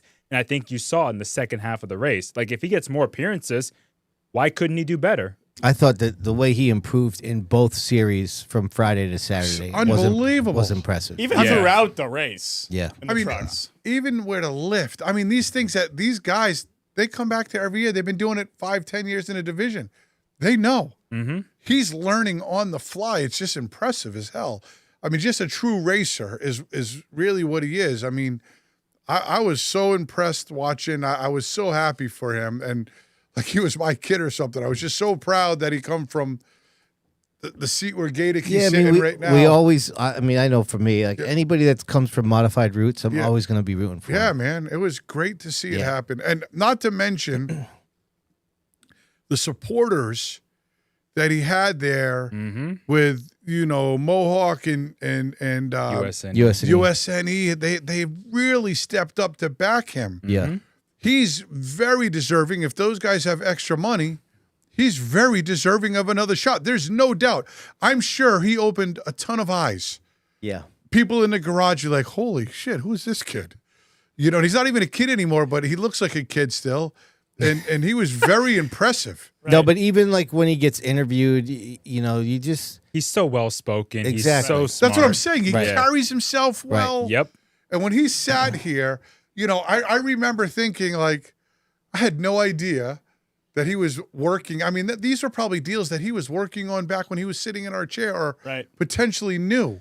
Yeah. And, he knew the history of racing. He just was very well educated. He's a student of the sport. Very good very student much of the is, sport. Yes. Yeah. Yep. And it showed off in his race. I know I sound like, but I'm just so proud of him. No, Well, I mean- Keeter says in the chat that he impressed a lot of people, both garages. Oh, definitely. I mean, he made noise, which is really the main thing he needed to do. Even if he ran, top 5, then ended up balling it up, like, he still needed to make noise. Before the tour of destruction at Stafford on Saturday, I saw a tweet. Someone saying, again, faceless user, classic, saying, they just making up drivers now. Who is Mike Christopher Jr.? Really? And I was like, oh, come on. Like, that pissed me off. Even though Right. it's such like a Right. fleeting joke About comment, I taking was like, personal, that's my homeboy, no, never say that. Not about Mike. Come on. Yeah. But talking about the modified tour race, that 13 car they brought in, that car hadn't really done much in the last 5-6 years. That car hasn't raced. And he was up there battling the top 3 before the engine let go. Yeah. I heard that car sat for 5 years brand new. Which Yeah. one? And the one that The he tour ran car. the mod. Oh, really? Yeah. Yep. It had been It's- sitting. Dude, it's so. I hope the old man put the motor together because I know they put a lot of their SK motors together. Well, it's a spec motor for the modified oh, tour. it is. Yeah. That's such a catastrophic expense. Yeah. I mean, that's huge. That's It enough was to a keep him out. Big failure. Yeah. But I think Christopher really showed out this weekend in both races. Oh, and look at Mike's commented. What a cute guy. He said he's flushing. Mike, hell of a job, bro. Proud as hell of you, man. Hell of a job, dude. In that same race, Tyler Tomasi and Patrick Emmerling competed. Sadly, they both got caught up in wrecks and did not finish. Meanwhile, at the flat track just outside the Magic Mile, in the Extreme Dirt Midget Association, Jacob Perry won the 25-lap feature, his first dirt midget win.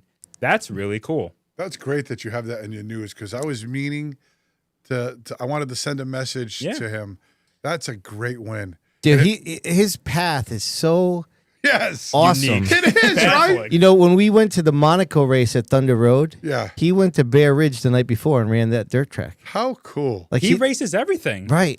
Really neat. Have you guys ever been to the Loudon dirt track? I have not. Oh my God, you guys got to check it out. I should. Like Brody ran Legend Car there one time. Yeah. They have like the big blocks up there. They're loud as hell, and I'm like, I have never seen anything like this, like up close on the fence. I thought it's worth it if you guys ever go to Loudon because they're all about the same time and to check it out. And it's a great win for him, man. Oh, that's awesome. Now we go to White Mountain Motorsports Park on Saturday, where in past, Johnny Clark got his first win in over a year. He has 48 wins in past. The last 4 have come at White Mountain, and he has 8 wins at that track in total. Isn't that the guy that Tapley was connected with? Or? Yeah, Johnny Clark's been around a long time. Tapley was connected with Cassius Clark. I know that. Oh, okay. Yeah, I'm not sure if Johnny he's Clark connected has with been Johnny around Clark. for a very long time. He has some really good people behind him. Mm-hmm. He used to win everything. And nice to see him get back in victory lane, that's for sure. And in the New England Super Modified Series, guess who? Jeffrey Battle. 4 wins in a row. 6 wins in 10 races this season. Good aerodynamics on that car, too, I'm sure. You're a big fan of those aerodynamics. Yes, You are. listen, talk to Tech. Almost like Aero more than me, Diego. Yeah, That's really saying something. Tapley will tell you all about aero. Bonsa, time to do some points. Let's do it. All right, let's check out what we have going on over at the old. That's the Speedbowl. We don't need this. What's updated here? The Crown Vics. Bandoleros. Yep. Oh, that's right. Bandoleros. Yeah. So Bernier by 1 point, by the way. Wow. Yeah. Holy. And the Crown Vics were pretty much settled. I think we brought that up last week, right? Oh, yeah. Yep. And then, I put these in the wrong order. So this is the other one I wanted to have here. There we go. So what we have is Muller has a pretty nice lead there. What is that? 25 points in the Speedbowl's point system. That's pretty solid. Solid. So our man Giggity there, he's in with 11. And it's really you two to duke it out here in this last race. What is that, 5 spots? No. Is it one position? You basically need to what happened again, right? Win and have him finish like 8, 9, or 10 or somewhere around there. Yeah, we just chewed up 9 points this past week. Yep. With us winning and him finishing, I think, 7th or 8th. Right. Yeah, he finished 8th. I need him, to finish 10th or 11th, and for us. Well, maybe I'll bring your car out. That's what I need, Diego. How much is that going to cost me?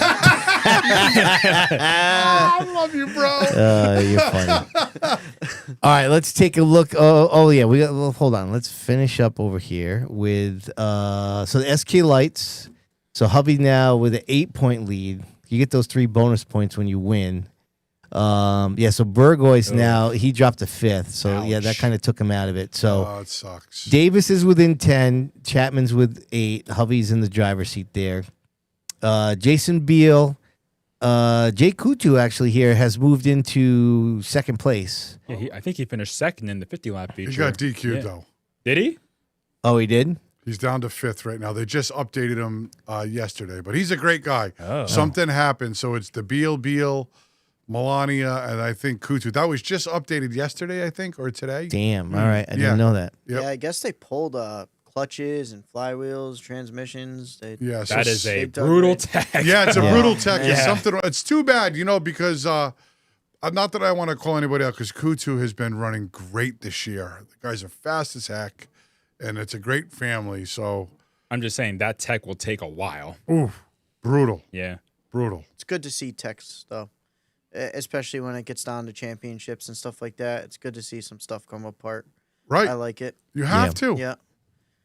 All right. Streeters were off. Ray now has a 18-point lead on Garside. I mean, that's a pretty solid lead right there, especially with the car counts. Yep. All right, let's check out what's happening at Thompson.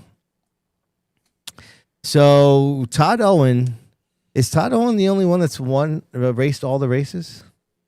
I don't know. Has Zach not done all the races? I'm not sure. With 295, I'm not sure. I know Keith's missed one, right? Danny's missed one.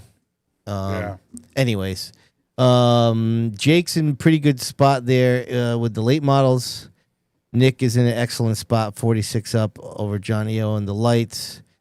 Even though Baldwin is on this hot streak, I don't know if he raced the first race. So Larry's in a good spot to clinch another Thompson title. Yeah, I don't think Baldwin didn't. I don't think he raced until they changed the rules. Yeah. Oh, that's a good point. That's right. Yep, you guys are right. Yep.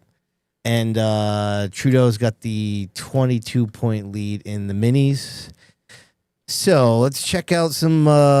Seaconk's got some playoff standings we need to look at, right? So Jacob Burns, Dave Darling, Dylan Estrella, Bobby Pellin. There's the 4 that are going to duke it out for the Pro Stocks. Chase Belcher, Andrew Gomes, Mark Jennison, and Charlie Rose for the late models. Colby Lambert, Adam Petty, Doug Benoit, and Jeremy Lambert in the Sportsman. And Rick Martin, Dane Saratelli, Ethan Heilborn, and Jake Veneta for the Sport Trucks. So those guys are the ones duking it out on Saturday. On Friday, we got Brent Robideau, Ethan Souza. Is that right? Ethan Souza, Mike Henriques, and Matt Talbot in the Pure Stocks. Richie Johnson, Daniel Hayes, Arthur Miak, Samantha Sloboda in the Sport 4s. The Rowdy one, Josh Parsons, Chase Sylvia, and Ryan Vaness Jr., Vincent Saro, Aaliyah DeSoma, our boy Mason Silva, and Ryder Aguiar in the Outlaws. Our buddy Landon Salamito, Jace Chaber, Carl Satterland Jr., and Landon Heim in the Bandits. So those are the 4 in each of those divisions getting ready to duke it out. We got a couple things to look at in touring divisions. The modified tour, Austin Beers, now just a 7-point lead over Justin. Tightening up for sure. And don't count those other guys out there, Lutz, Hirschman, and Emmerling. Monaco's going to get back after it here this weekend at the fall final at Stafford. Pass and the New England Supers, still no update there, unfortunately, with their points. Oh, sorry. And I meant to give you this one here. Since the last time we talked, I believe the Nemo Lights and the trucks and the Granite State Pro Stocks are all updated. Trucks are tight. The trucks are really tight. They do have a chase format as well, so there's actually 8 drivers. So big thanks to Serve Pro, J&J Racing, JDL Motorsports, and Seaconk Grand Prix for all of the points updates. We appreciate your support. Bonsa, back over to you, bud. Thank you, Sid. Seekonk racer and Wall of Fame member Rick Martin will be retiring from full-time competition at the end of this season. Martin is in his 51st year of racing and is competing for his 4th straight sport truck title and his 5th sport truck championship overall before he cuts back on his racing schedule to address family matters. Martin is an 8-time champion at Seekonk. 4 of those came in pro stocks during the 1990s to go along with 116 career wins. You know, you were talking about like Ray and your brother. Like that's basically what Rick Martin has done here because he was a pro stock legend there. And he basically started driving the trucks to have fun. At the end of last year is when he said, I'm kind of done with the pro stocks. And I mean, he's been killing it in the truck. So, oh, yeah. Be really cool. So if he wins this, that's 4 straight titles in the truck. I mean, what a way to go out, huh? Right. Seriously. Dude, 51 years, though. Yeah, that's Imagine crazy. being at it for half a century? Yeah. How the... Earlier today, Megan Fuller, the SK Light Modified point leader at Stafford, announced on her Facebook page that she'll be making a start in one of Dan Avery's SK Modifieds this weekend at Stafford Speedway. She'll be competing on Saturday. That's really cool. Yes, it is. Yeah. What happened to Sean's mic, by the way? Does his mic go off? It's on. Are you sure? Might have been a little too quiet or far away from the mic. Yeah. All right. But yeah, Meg, I think did one. Yeah, there you are.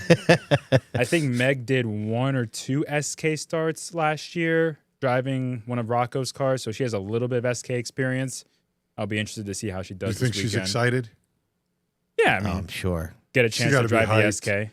Definitely, man. Great, man. What a great way to possibly end. I don't want to jinx her a championship season. You know, she's had a great year. Mm-hmm. Keeps the car in one piece.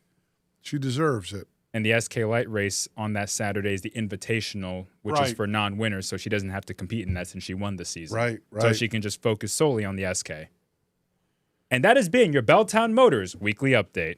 Well done, Bonsa. Lots to cover there. You did it fantastically as always. Reminator, get yourself ready because we got ourselves a doozy.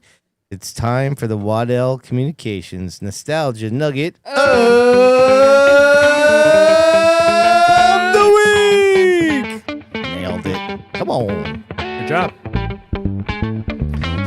All right, I got a doozy for you this time.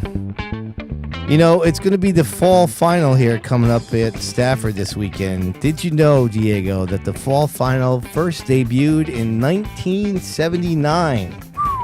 September 29th and September 30th of that. It was a weekend event. The original fall final event featured 2 100-lap races, one for the NASCAR Modifieds and one for the NASCAR North Late Model Tour, which was in its inaugural season. At the time, promotional releases for the event compared it to the popular Dogwood and Cardinal Classics at Martinsville Speedway, which also featured races for the Modifieds and Late Models, were considered marquee events at the time for both series. Alfred Pops DeSaro, whose son Fred DeSaro was a 2-time Stafford champion and passed away tragically the year before, was the Grand Marshal for the event. In the last in the NASCAR North race, Hector Leclerc was declared the winner after rain halted the event with 57 of the 100 laps completed. Beaver Dragon earned the inaugural championship of the series. The modified race, however, was postponed numerous times, finally held on Friday, October 19th.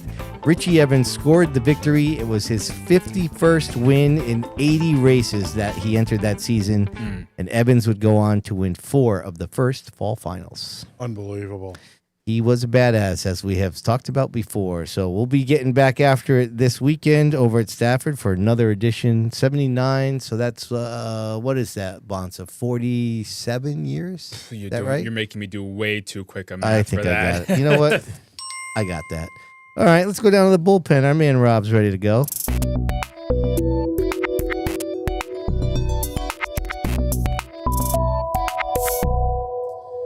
Well, people, let's start off the Northeast Performance Parts Stat Chat. We got the question on everybody's mind. Is the Mod Tour race still the must-see event of the New Hampshire weekend? Well, I don't know, man. There was a lot showed up for a 9 o'clock start. There was a lot of people there. Seemed like the crowd was actually pretty good. Yeah, for a I was modified shocked race. when they were. I was watching and they were, fanning the crowd. Yeah. there was a lot of people there. Yeah, you could almost have that to be a night race with how good it is, Mm. I think, compared to the rest of the racing that weekend. Yeah, I mean, only that Loudon doesn't have lights, but That's true. yeah. Didn't think about that. Hey, listen, it's hard to tell, because I don't know how many of those people that they sold out the cup event. We talked about that. Yep, Yeah. they Crazy. did. Sold out a Yeah. cup event. Yeah. That's great That's news. be a lie, dude. Come on. Has to be a lie. It's It has to great be. news, It right? has to be. I agree. Damn, well, way to have faith. Jeez. Well, I'm just saying, like, when does that happen? I mean, you Right. used to have to wait for tickets for a cup event. Right. And back to selling out at Loudon, to me, honestly, I always thought Loudon was a snooze fest. Honestly, but- the cup races have been better there the last They few have years. been. It was a good race Sunday. Yeah, but to Rob's point with the mods, and the mods still are the show of the weekend, but those mod races are not like they were 20 years ago. Right. And I've seen a ton of them from all the ones I watched doing the Stefanik doc. We just showed one a week or two ago with Mike Christopher. Yep. Yeah. The slicing and dicing, and then the new 20 to 30 lead changes, Right. which is really the only ones that are counted when they cross the stripe. Right. Never mind whatever happens within a lap of a race. That's not what the races are now. So they're still better than the cup races, but the mod races, in my opinion, have declined in what's the word I'm looking for? Declined in how good they've been. Just a product on the track. With Yeah, the it's just passing. right. It's not as good as it used Yeah, to be. because I know exactly what you're trying to say because Yeah. it was spectacular. Yeah, 8 years ago, 10 years ago. right. My God, I mean, like the draft. I mean, they're still drafting, but I understand that it's not what it. There was so much slicing. That's even the videos we watch here. Right. It's like, damn, I wish I was there to see that. Right. Still the best show of the weekend. Yeah. Yeah. I mean, I haven't noticed it's not like it's been like a steady fall off. I think what's been hurting especially the one this year, is that when you start the race at 9 a.m., the track surface itself is like kind of cold. Yeah. And the older, when you're running them in the late afternoon, a little bit slicker. The car's maybe a little bit more out of control. The 51 was able to hold the lead so well because he had so much car control out front. There was a rash of yellows during the race too, which didn't help. So Right. we lost a lot of laps under caution. Yeah. I still think it's easily, as to everyone else's point, I don't think anyone's disagreeing with this. It is the show of the weekend. Where else are you going to see super speedway style mod tour racing? But honestly, like the first 18, 20 laps of that race, Ripken was behind Justin Bonsignor and he was just riding. Yeah. You could have had lead changes there, but Ripken, I think, chose to just push Justin Bonsignor instead of trying to go slicing and dicing and jumbled the field up. Listen, overall, it was a win for NASCAR. Yeah. Right? The Saturday event with the trucks, right? And so many people from our neck of the woods going to support Mike Christopher. Yep. And then to selling out Sunday's event. I mean, it was a total. I mean, the truck race was good for us because we were all watching That's what I'm Mike. saying, But you said for NASCAR. I mean, was it a good truck race? No, I don't know for NASCAR, but it's just such an action-packed weekend. It's like it's just an event, And I thought when I seen the crowd, when they fan the audience at 9:15, I'm like, whoa. I was blown away. Yeah, there's a lot of people. There's a lot of people that got up at 6 a.m. Right. to drive their asses up there to watch that race. Yep. Yeah. There was a lot of people, and it doesn't look like because the place is big, but there was still a lot of people. Yeah. Right. So it was that's why I said it was a win for NASCAR. Then to sell out on Sunday. I mean, my dogs are clearly very they are excited very about it. excited about it. Yes. I mean, Well- the truck race was the truck race. Corey Heim won again, but I think it was an Whoop-de-doo. okay race. But the cup race, I thought, for a sellout crowd, I thought they got a good show. Well, the truck race kept me excited because of Mike Christopher. Right. Right. Of course. The local flair. So it made it exciting for me to watch. Yeah. Yeah. I mean, basically, the answer to Rob's question was on the Surf Pro chalkboard chatter, anyways. So he was just. You see a little act of trickery here. Yeah, there we go. Ooh, was it there before? Ooh, watch back the replay to find Oh out. yes, extra view counts. Yes, please go back and look. Yep. All right, I got one more for you. Mm-hmm. This is a strange one that I saw today. We like strange ones. NASCAR has brought on this kind of youth advisory board. This is from Ad Age. Let me read this to you real quick here. Yeah, okay. Night Advisory, the talent management company representing top creators such as Kai Cenat and 9-year-old Christian Joseph, I can't say his last name, but better known as the Rizzler, has launched a marketing agency. And their first clients are the World Poker Tour and NASCAR. Obviously based off the names there, you can tell the audience that they're going for. How important is it for NASCAR to reach this audience sooner rather than later? And how important is it that they do it without alienating their older audiences? So just for context, if anyone, probably a lot of people don't know who Kai Cenat is. He's one of the biggest Twitch streamers, period, for his live stream vlogging type content. So a guy like Kai Cenat is somebody of a high stature when it comes to live streaming. Very high. Yes, Yep. very, very high. Hmm.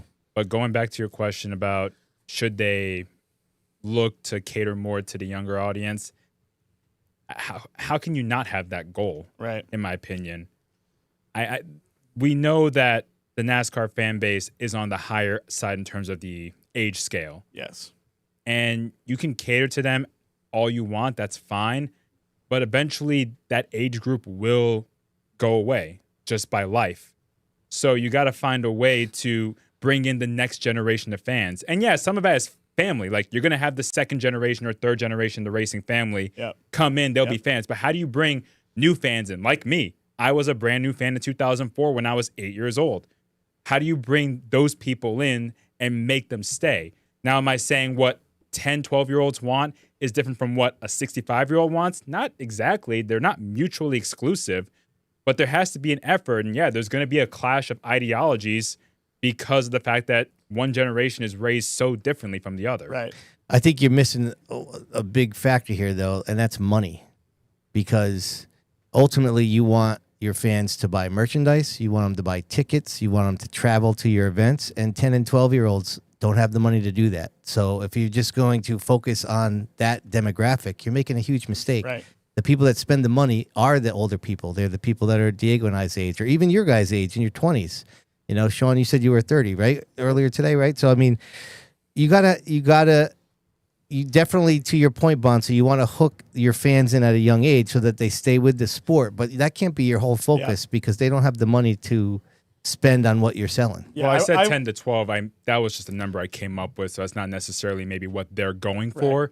But still, a younger demographic is key, whether it's 25 or 15 or whatever. Now, I would think that the age bracket they're really looking to, court for financial reasons would be like people my age, right? And I mean, it's not like it's impossible to reach them. I see, even on my feed, like hard style Dale Earnhardt edits from people that don't really watch racing, but they kind of enjoy like the aesthetic of it. And there is a way to reach those people, but my fear is that they will get a little overbearing with trying to put like this influencer culture, and it becomes for, again, an aging audience, but people who are ultimately the current core audience of it, it becomes like, all right, who the hell is this? They're not as engaged.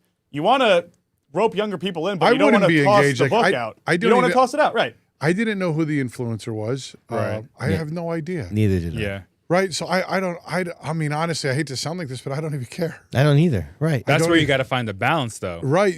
So if you're using him to come after, I believe what you're saying, right? I make the core audience should be 30 to 50.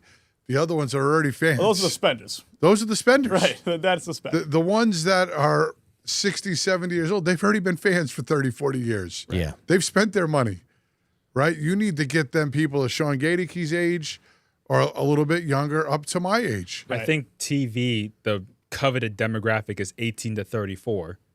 Like that's always the key demographic, at least when it comes to TV. It could be a little bit different when it comes to track sales. No, you're right. 18 to 49. But either way. Yeah, you got to find a way to maintain a balance. And for NASCAR, that's so hard to do. But I think one way you can help find a balance, I think maybe I'm wrong in saying this, and because I'm a diehard fan, but I feel like people my age, being 29, have a more appreciation of NASCAR's history. Yeah. I don't think it's just me. I think people do. I mean, people still talk about Dale Earnhardt and they're 15, 20 years old. They weren't even alive when he raced. The iconography is eternal. Exactly. So I think there's a way you can incorporate NASCAR's history to attract fans to see what brought NASCAR to where it is now, or something of that aspect, where you can cater to the older fan base that lived it while bringing in the newer fan base who are learning about it. You know what They suck at that, though, in my opinion. I agree that they do. That's why they need. That's why they probably need this agency. I may be off base here, but if you're shooting for the fro type fan that's not a fan, and we would call them like What does Are that they mean? Gen Z? Yeah, core Gen Z. Core Gen Z. A casual core Gen Right. Z, yeah. Right. How do you, I mean, that generation, I'm going to say is probably not much of a NASCAR fan. They're into video games and I know I'm stereotyping, but there's so many other things that consume their brains today that going to the racetrack is probably not one of them. Especially for 4 hours or 3 hours. Right. The only possible way is to get some heavy influencer that's a hell of a driver and put him in a car. Right.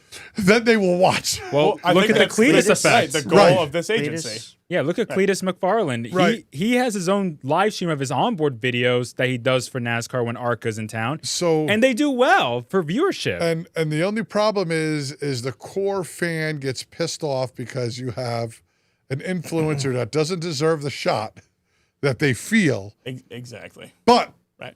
the influencer, I don't care who it is. Like when we go to those things, Brody knows exactly who these guys. That's right. That's a YouTuber, so he's Yeah. watching them. Right, and that's how you gain their attention now. Right. Well, right. The only problem is it takes away from somebody that can really get the job done. And that's why I think it will be difficult for That's racing, especially because that is, like you just said, probably the best way you're going to rope this demographic in, right? Everything is so fast with social media now. I mean, the average time that someone views a reel is like 3 to 4 seconds. Right. A lot of sports, you can sell amazing moments in 3 to 4 seconds, but with racing, I mean, we're all racing fans. The battles get more and more epic the longer they go on. Right. How do you sell, crossover after crossover to somebody who's just scrolling through a feed? Like, it is almost not as conducive to the format as other venues of entertainment. That being said, Cletus, Rob, you can attest to it. The demographic Yes. of the audience at Stafford for Cletus is a pretty young audience. It's swung hugely young. And it's still a 3-4 hour show. There's just different things going on in the middle of that. But the Crown Vic race was 80 laps, I think, or something like that. Like, it wasn't a short race. And people were glued to it from the start. Like, they were entertained by it. So there is a way of doing it. And I think a big part of that is the personalities when it comes to Cletus. Yeah. Well, that's and the that's thing something is that NASCAR is kind of missing is those personalities. Yep. Those people that, are more blue collar, for lack of a better term, for like guys like Dale Earnhardt, Darrell Right. Waltrip, these guys are blue collar. It's finding people that you can relate to. And that's so much harder in NASCAR now because a lot of it's about the money. Right. There's no Bobby Labonte cardboard cutout at the battery store. I mean, that was the way it was sold everywhere you go. You see someone's face or the number or the car. Oh, yeah. That's kind of Marketing missing. is so yeah, different. you can't do that Right. anymore. Yeah. But that's another thing. Is like the personalities. Who can you? I mean, I was a big Tony Stewart fan because he won a race while pooping in his fire suit. But that's me being 8 years old. But Come on, Bonds. that was really? legit. I was 8. Yeah, that timing But checks out. I That also happened? yeah, he won a race yes. while He did a poopy? committing number 2 in his fire suit mid race at Watkins Glen. Do you not know this story? No, I didn't really know that. That's So how- the guy? This is a good story. That was my second. Did you know that? No, I did not know That this. was that was That's my pretty good, second though. I ever like it. NASCAR race that I watched, Ooh. and he became I became a fan of his because of it. Yeah, Think he had mid his race. think he had his white Home Depot suit on? Ooh. I think he did at that time. It wasn't white anymore, but That's like when Caden Honeycutt got out. He was just puking at the, at the snowball. Remember, he was just puking in his. Oh, it was unbelievable. I rated it here. It's All right, it's sorry. certified. but my point Sorry. is you need the personalities, and that's also a big Yes. part that's missing in Yes, NASCAR. yes. Hopefully they figure it out, but best of luck to them because NASCAR is a strange beast, and you ain't gonna just throw the Rizzler out there and fix it. So, best of luck to them. That's the stat chat, everybody. All right, then. That's funny. Fabulous.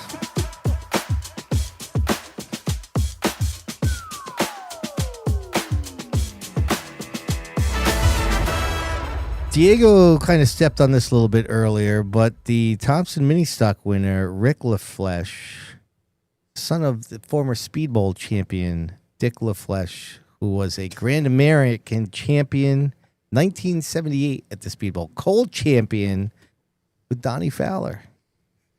Got a little photos for you there, bro. This is him from the early 70s. Oh wow, look at that car. That's when they were called the Daredevils. They eventually morphed into the Grand Americans, unlike today when they still call them street stocks. When the divisions evolved, they actually call them something different. But there was something weird with that co-division, and I've never been able to co-championship. Look at the title there. It says the biggest late model ride swap of 1978. Dick LaFleche in the 9 and then Don Fowler in the 43. And at some point in the season, they swapped rides. And then they finished as co-champions of the Grand American Division. Wow. Interesting. But it's oddly something that I really just can't find a lot of information on. Wow. But, right? It just like, if that happened today, that would be a huge story, right? So that's your Did You Know. Big thanks to our friends over there at Mid-State Site Development. Diego, get yourself ready. You know what time it is. Oh, yeah.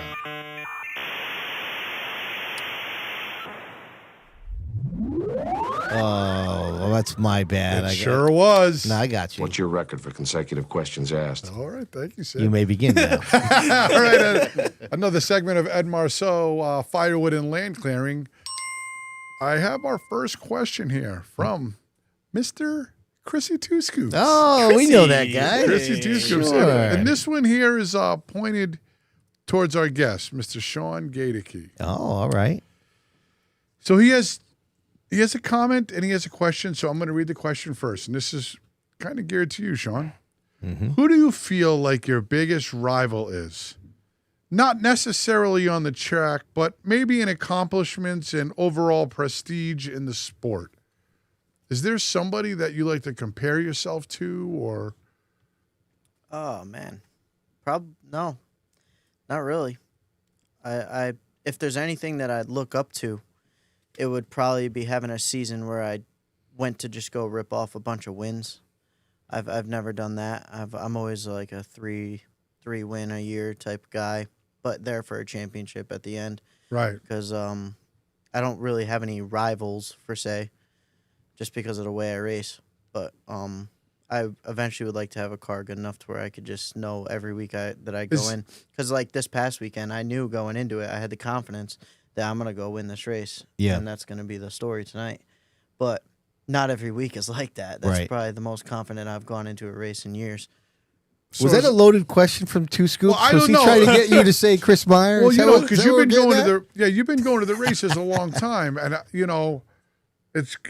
it's slightly weird that there isn't somebody that you've always watched and said like, damn, they're really good or nasty. There's nobody off the top of your head. I mean, I don't know if that's what the question is, but is there somebody there that you thought was really good? And I feel like other than Stone, there's been so much turnover in the divisions know. while you were in it. Yeah. The streeters, and right? Stone, I mean, I guess it could be in any division because True. you know I know Shawn he's a race fan as much as he's a racer.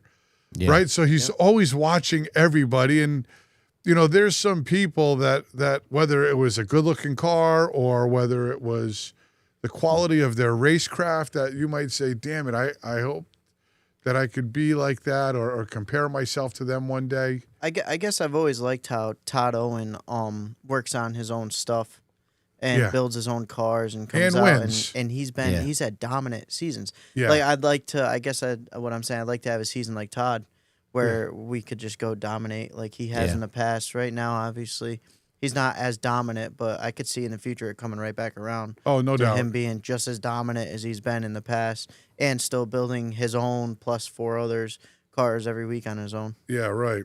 Wow. That was a great question from our boy Chrissy Two Scoops. He's very active here on the podcast and in all of racing. Mm-hmm.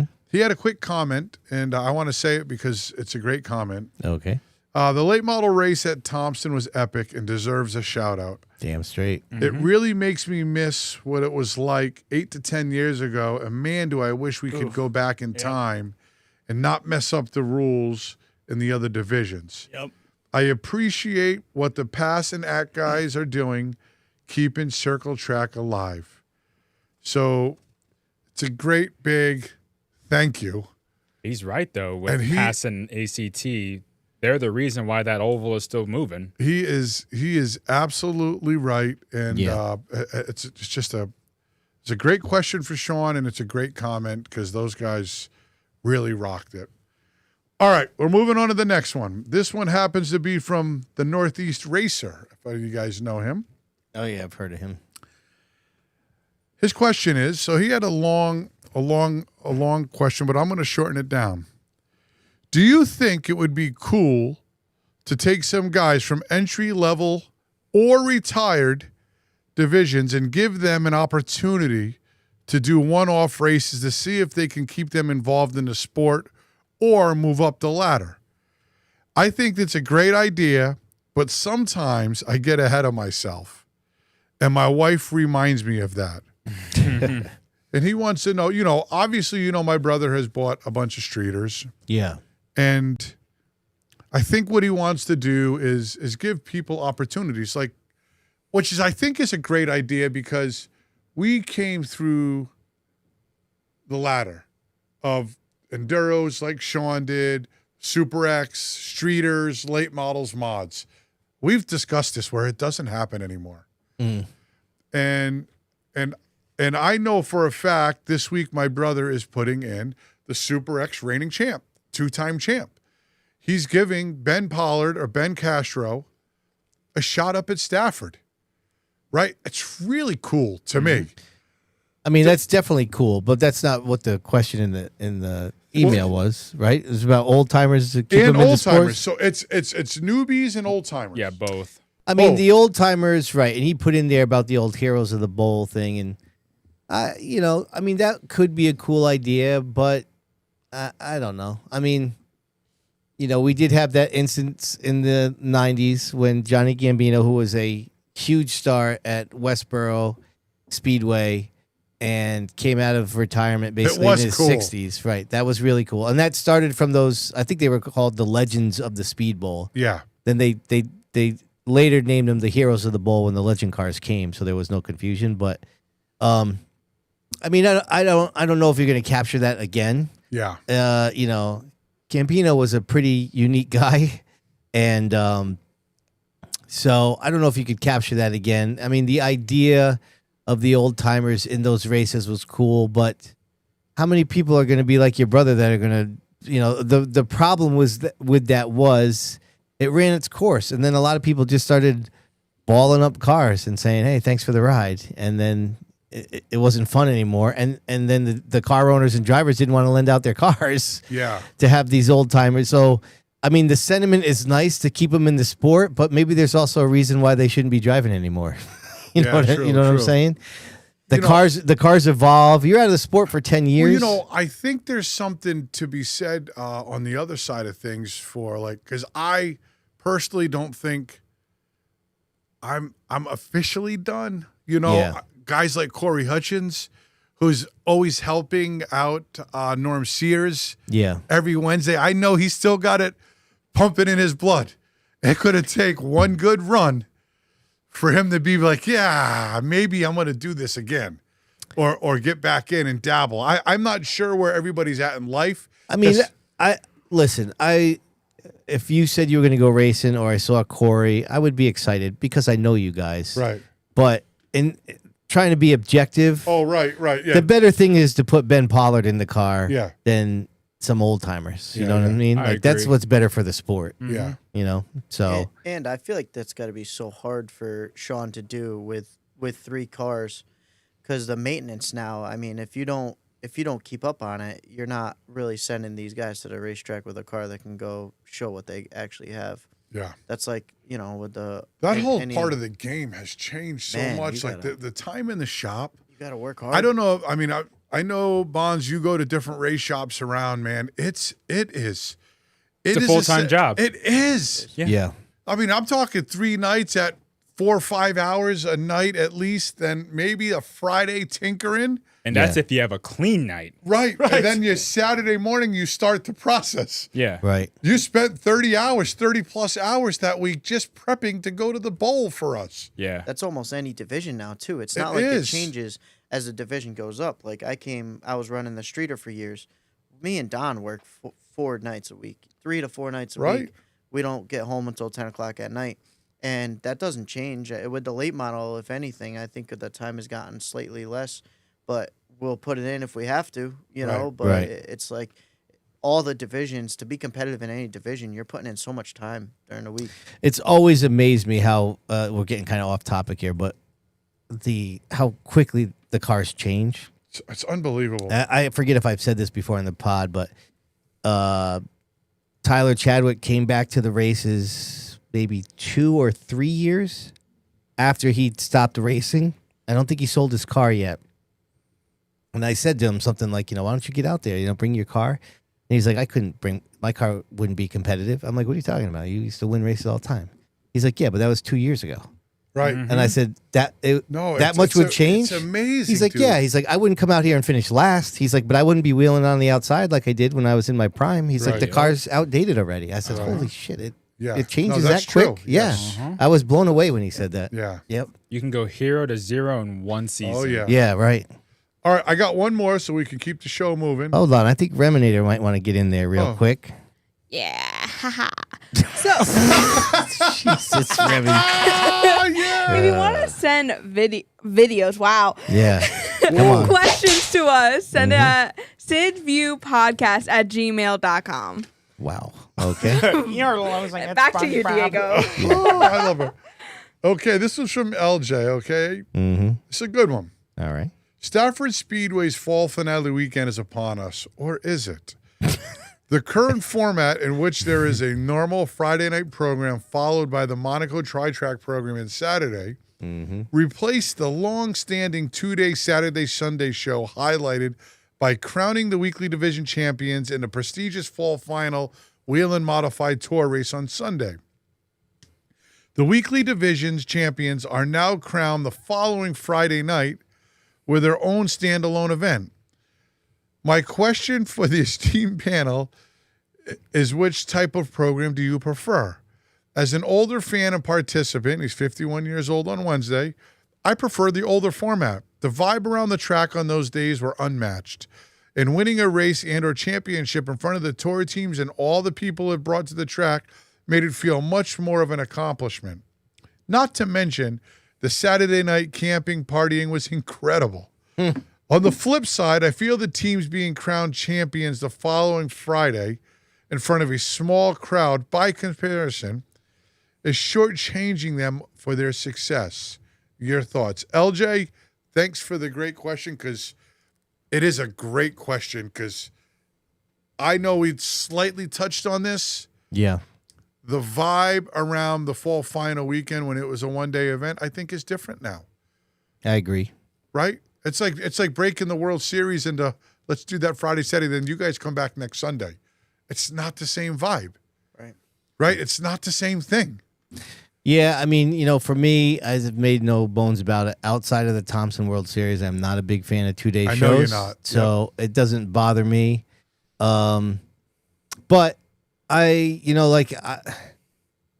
going up there Saturday because I'll be working with the Monaco team, and that means I'm not going to be up there on Friday. And if it was a Saturday, Sunday event, I would be up there all weekend. Now, that would be an obligation probably because the Monaco heats would be on Saturday and the feature on Sunday. So, yeah, I don't know. I guess I'm kind of I don't like the 2-day shows, but I'm kind of indifferent to it. It didn't bother me either way. I was only around for one of the old school fall finals in 2019, and that was a phenomenal event. That was insane. The pit party was on the front stretch back then. It was a really cool event. I'm kind of split though, because for me, my thought on Stafford is it's about the weekly drivers. And in my opinion, the fall final weekend, yeah, it was a great camping weekend. I understand that. But when it comes to the drivers, I felt like the weekly drivers got overshadowed in a way. Yeah, you had a great crowd on the second day when the Modified Tour was in town. But here's the thing. Not all the weekly divisions raced on that day. They raced the night before. Yeah, that's true. So the street stocks and limiteds, they didn't get that crowd from the second day. I highly doubt it. I might be wrong. Please tell me if I'm wrong. But otherwise, the SK Lights late models Nest case ran the second day. And even though they were fighting for a championship, what was the main show in the end? The Modified Tour race. Yeah. The championships were almost overshadowed in a way because everyone was focusing on the Modified Tour. What I like about championship night, which they've done since COVID, is that is a night for the weekly drivers, for the champions to be spotlighted and not get possibly overshadowed by anything else. Yeah, see, I think it actually might even be a coordinated effort with they don't do the banquets anymore. So now it's even more important that they have this night where they can have the weekly divisions shine. because they don't have that thing for them in the off season. Yeah, that's just my thought is that I get where you're coming from, and look, I'm not a camping type of person, so I don't really experience that as much, but I know that camping is huge. I'm not sure how big fall final camping is these days because you can still camp. It's a 2-day event. Granted, it's Friday, Saturday, but I do like it for the weekly drivers that they have their own spotlight and it's not overshadowed. That's just my opinion. Yeah, I would go on. Listen, it's hard to debate what you just said. But there's one thing that you can't take away, and that's just this is my own personal feeling, is I don't care if I race Friday night or Saturday, the vibe of final weekend, I don't care if I'm racing Friday or Saturday, it's just hype. Mm-hmm. There's a lot of hype. If I know it's fall final weekend and then I got to go race the next Friday, it doesn't have, it's like going to opening day weekend, right? When it was the 2-day event. I know Sid doesn't like them, but you were just gassed up. Even if you raced on Saturday and not Sunday, you were just gassed up. And so when you go to fall final weekend, it's championship weekend all in one. Monaco's there. A lot of people in the stands are there. There's just a lot of happy energy going into the day and in the pit area. Well, let me ask this, and please, give me your honest opinion. Roughly, when you look at the SKs, let's say, back in 2019 when it was the old fall final, how many of those SK drivers ended up racing World Series anyways? The World Series? Yeah. How many, like you say, it's the last race, but how many of those SK drivers at Stafford also raced the Thompson a few weeks later? I wouldn't know that answer. Maybe a handful. I think it was a decent bit. Yeah, I think so too. So, I know Stafford's finale, but was it the drivers, the team's finales? I'm not 100% sure. But maybe that's not a fair comparison. It's not because, it's like the World Series is the cherry on the cake, right? We're going to go have fun. Let's try to win it. And if we don't, it's okay. When you're racing for points at your final track and you come into the Grand Poobah weekend, there's just a lot of energy, a lot of energy in the team. Spirits are up. And I'm not saying that's not happening now. It's just how I feel as a person and as a driver. When we go to, if I was running the Speedbowl, we would be having a 2-day weekend finale, a big event, happy, celebrating our champs. It's going to be fun as hell. I'm going to have a band. It's just going to be a party for everybody and hell of a good time racing.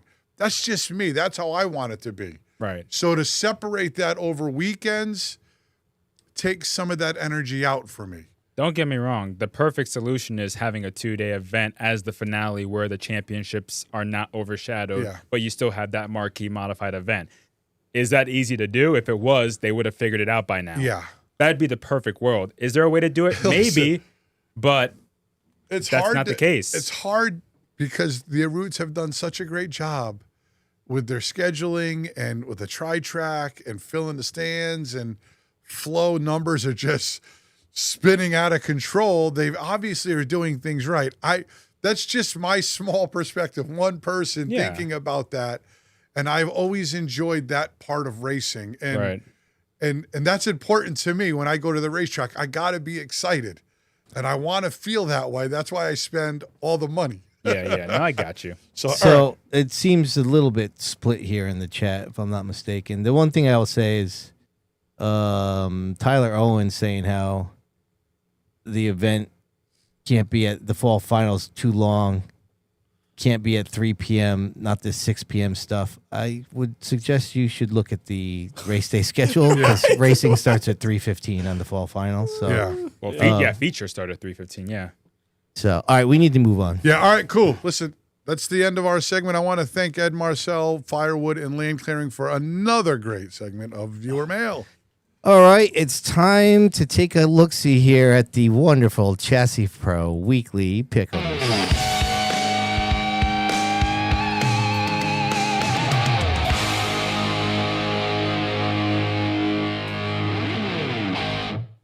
All right, we're back to normal here. Rob's got the most wins. Diego's in last.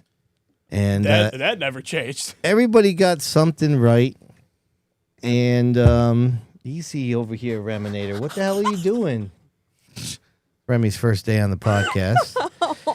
So the order this week will go Rob, myself, then our man Giggity, Remy, and then Diego. So Why do I go last? because you got one right, like everybody else, and you have the worst score. But I went third last week. I know because you Doesn't that roll over? So you two. You're just making stuff up. Seriously, Roll dude. is just talking. You are just unbelievable. This game is awful. The sympathy that No, the sympathy that you got no. from the reel about your whining over the rules No. was just off the No, charts. this it's is unbelievable. No, you guys cheat. What are you talking about? Cheaters. Don't you think so, Bonds? No. Yeah, don't say no. No. Go. Stop talking. Rob, go. Jeez, I need like a caffeine pill. So here we go. All right. Stafford. Mike Christopher deep in the handicap, saying he wins the SK mod race. Oh, I have to pick which one? Yeah. Yeah. Oh, there's two. Yeah. All right, let me look long and hard at the schedule. Well, not, All right, not that's too long. long, What is there not to too look- hard. Let's go. Maybe that's what even she. That's what she said. All right, yeah. Well, I'll say he wins the Friday show. Seekonk, late model, going with my man Belcher. it's your man Belcher? Okay. Mm-hmm. Yeah.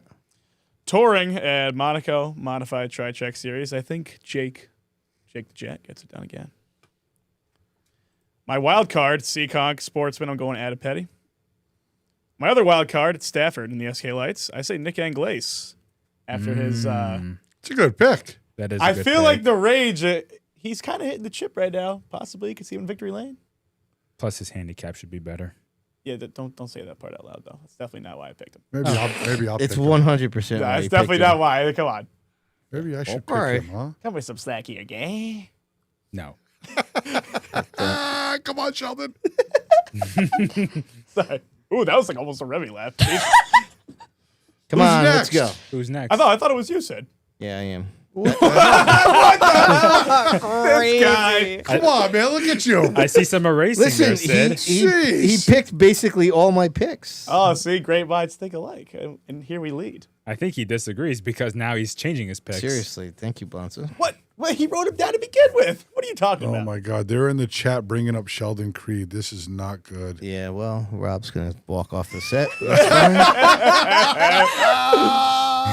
All right. I'm cashing in my oh no, I don't think I can do that actually. Here, let me take a look see. Oh, come on. Look at Is there a this. problem? Is there a problem? Let's go, man. It's 9 clock's o'clock. Let's ticking, go. buddy. What's the problem? Oh my god. It's my podcast. Oh, I my can take as long as I want. Jeez. right. Somebody Sean, bring me up a coffee. Sean, are you happy to be here? Oh yeah. Oh yeah. This is awesome. Sean's view Wait, rolls so off the top real nice. I see him erasing really fast over here.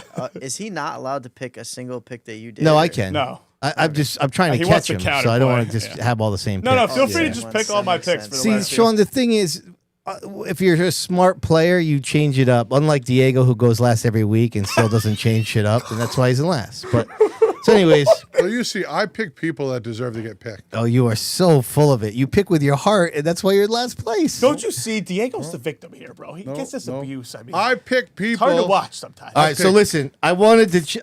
I picked the Anglaise too, and I was going to change it to Hovey, but I can't pick Hovey. I cashed out on him already at Stafford, so Take the Anglaise then. I am. That's the pick. That's the pick. I'm going with my man, the radical Rick Martin, going out in style, Oh, I like that. riding off into the sunset. Freaking Fro picked the Jet, so I'm changing that up to Hirschman. Not a bad pick. Give me my man Wayne Corey Jr. in the late models. That's a good pick. Going with him as a wild card. Then I have another wild card to pick. Huh? Oh, I have no idea what I'm gonna do here. You know what I think I'm gonna do? I'm gonna look real quick here and just pick a random name here because Rob threw me a curveball. How many picks did he take from you? It seems like at least Oh, three. He my picked goodness. 3 of them. Wow. Yeah.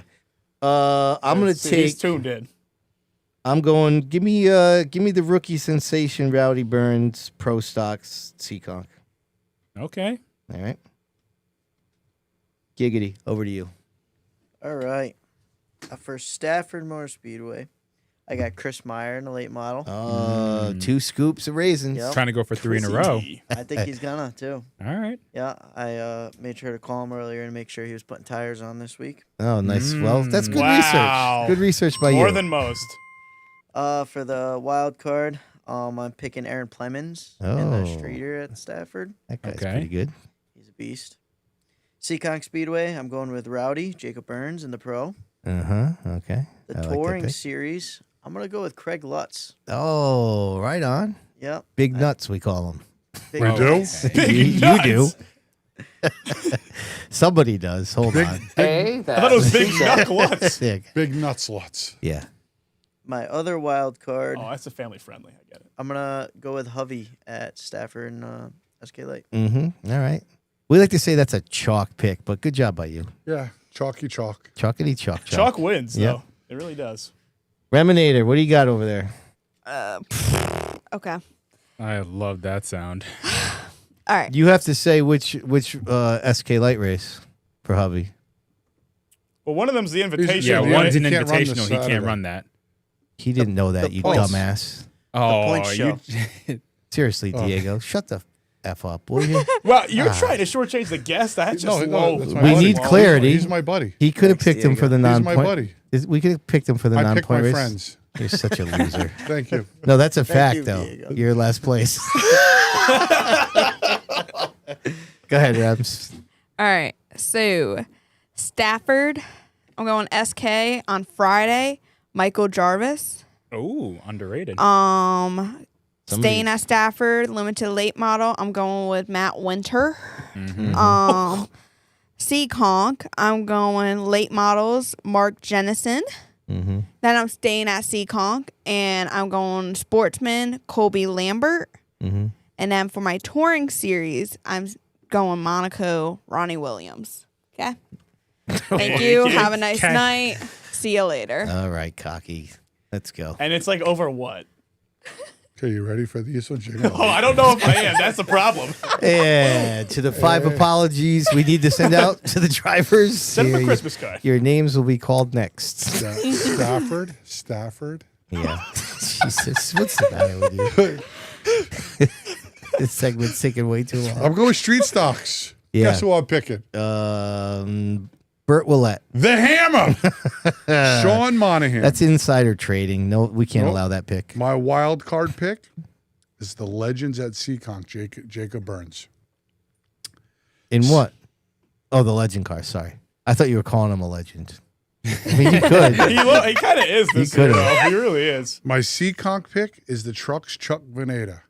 Chuck Pineda? Is that his name? You sure it's not Jake? Oh, Jake. That's Oh, what I no, meant. card lane, card Wait, lane. hold on. No, No, you know what I meant. I don't know. We might have to. No, I think Chuck is his cousin or something. No, we have to go with Chuck. No, Chuck. Rob's right. Card late, card played. Come on. Who the hell Oh, is you Chuck? guys are real desperate now. Jake, to you beat got me. 5 days to go get your name legally Jeez. changed. Help Diego out. All right.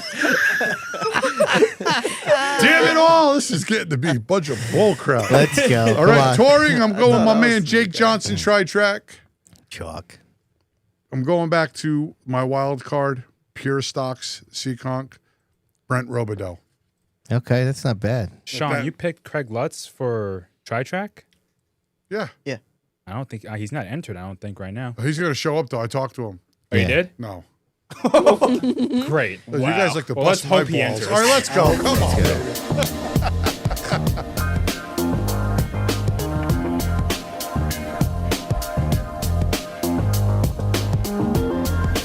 All right, huge thank to Riley Generators for this week's Pop Culture Minute. Diego, Yes, sir. did you know that on this day in 1994, the legendary movie The Shawshank Redemption was released? Good movie. Released in theaters in 1994, it's an adaptation of Stephen King's novella Rita Hayworth and The Shawshank Redemption. It was initially a box office bomb, was overshadowed that year by box office juggernauts like Forrest Gump, Pulp Fiction, and The Lion King. However, it was nominated for 7 Academy Awards, became one of the highest-selling video rentals in 1995, and has been shown regularly on TV since 1997, leading it to be eventually considered one of the greatest movies of all time. It is currently rated as the highest It's the highest rated movie on IMDb and has been for several years. It was directed by a gentleman named Frank Darabont, who went on to be the original showrunner for the Walking Dead series when it was actually still pretty good. Stars Tim Robbins and Morgan Freeman. Here's a couple of great screenshots from It's him. a great movie. That's an amazing movie. Isn't it a great movie, man? Unbelievable. Man, is that a good movie? And this is actually one of the best scenes in the movie right there. And then, of course, this is a pretty famous screenshot from towards the end of the movie. So if you haven't seen it, it is totally worth it. No doubt. Yeah, it's an amazing movie. And one of the great Morgan Freeman not only stars in it, but he narrates it. And him narrating anything is pretty good. Morgan Freeman was a hell of an actor. Well, he still is. Still is. Still But is, even back then, he was crushing it, man. All right, 2 scoops. Get yourself ready now. Myers Creamery. Oh, there it is. I love this. Look at this graphic. Oh yeah, bye, Sid. Good Come on, riddance. come on. Yes. Good riddance. God. All right, so what do we have going on here? Friday night, you got your Friday night show there at Stafford. Fast Friday Championship happenings over there at Seekonk. Then you got Monaco, SK Light Invitationals. Saturday, Seekonk, the champions will be crowned in the Saturday divisions. The Granite State Pro Stock is up in Canada on Saturday. Pass and Nemo Lights are over at White Mountain. The Pro Fours are over at Wisconsin. And would you believe that our man Fro did not pick Rob Ricciardi Jr.? A little bit strange. I thought that was going to happen. Yeah, I know. It's just too boring. It's played out at this point. Great weekend of racing, man. Yeah. That's going to be, we're going to have some big shows here as we get towards the end of the year. Man. So, all right, let's find out who won the week. Who are you?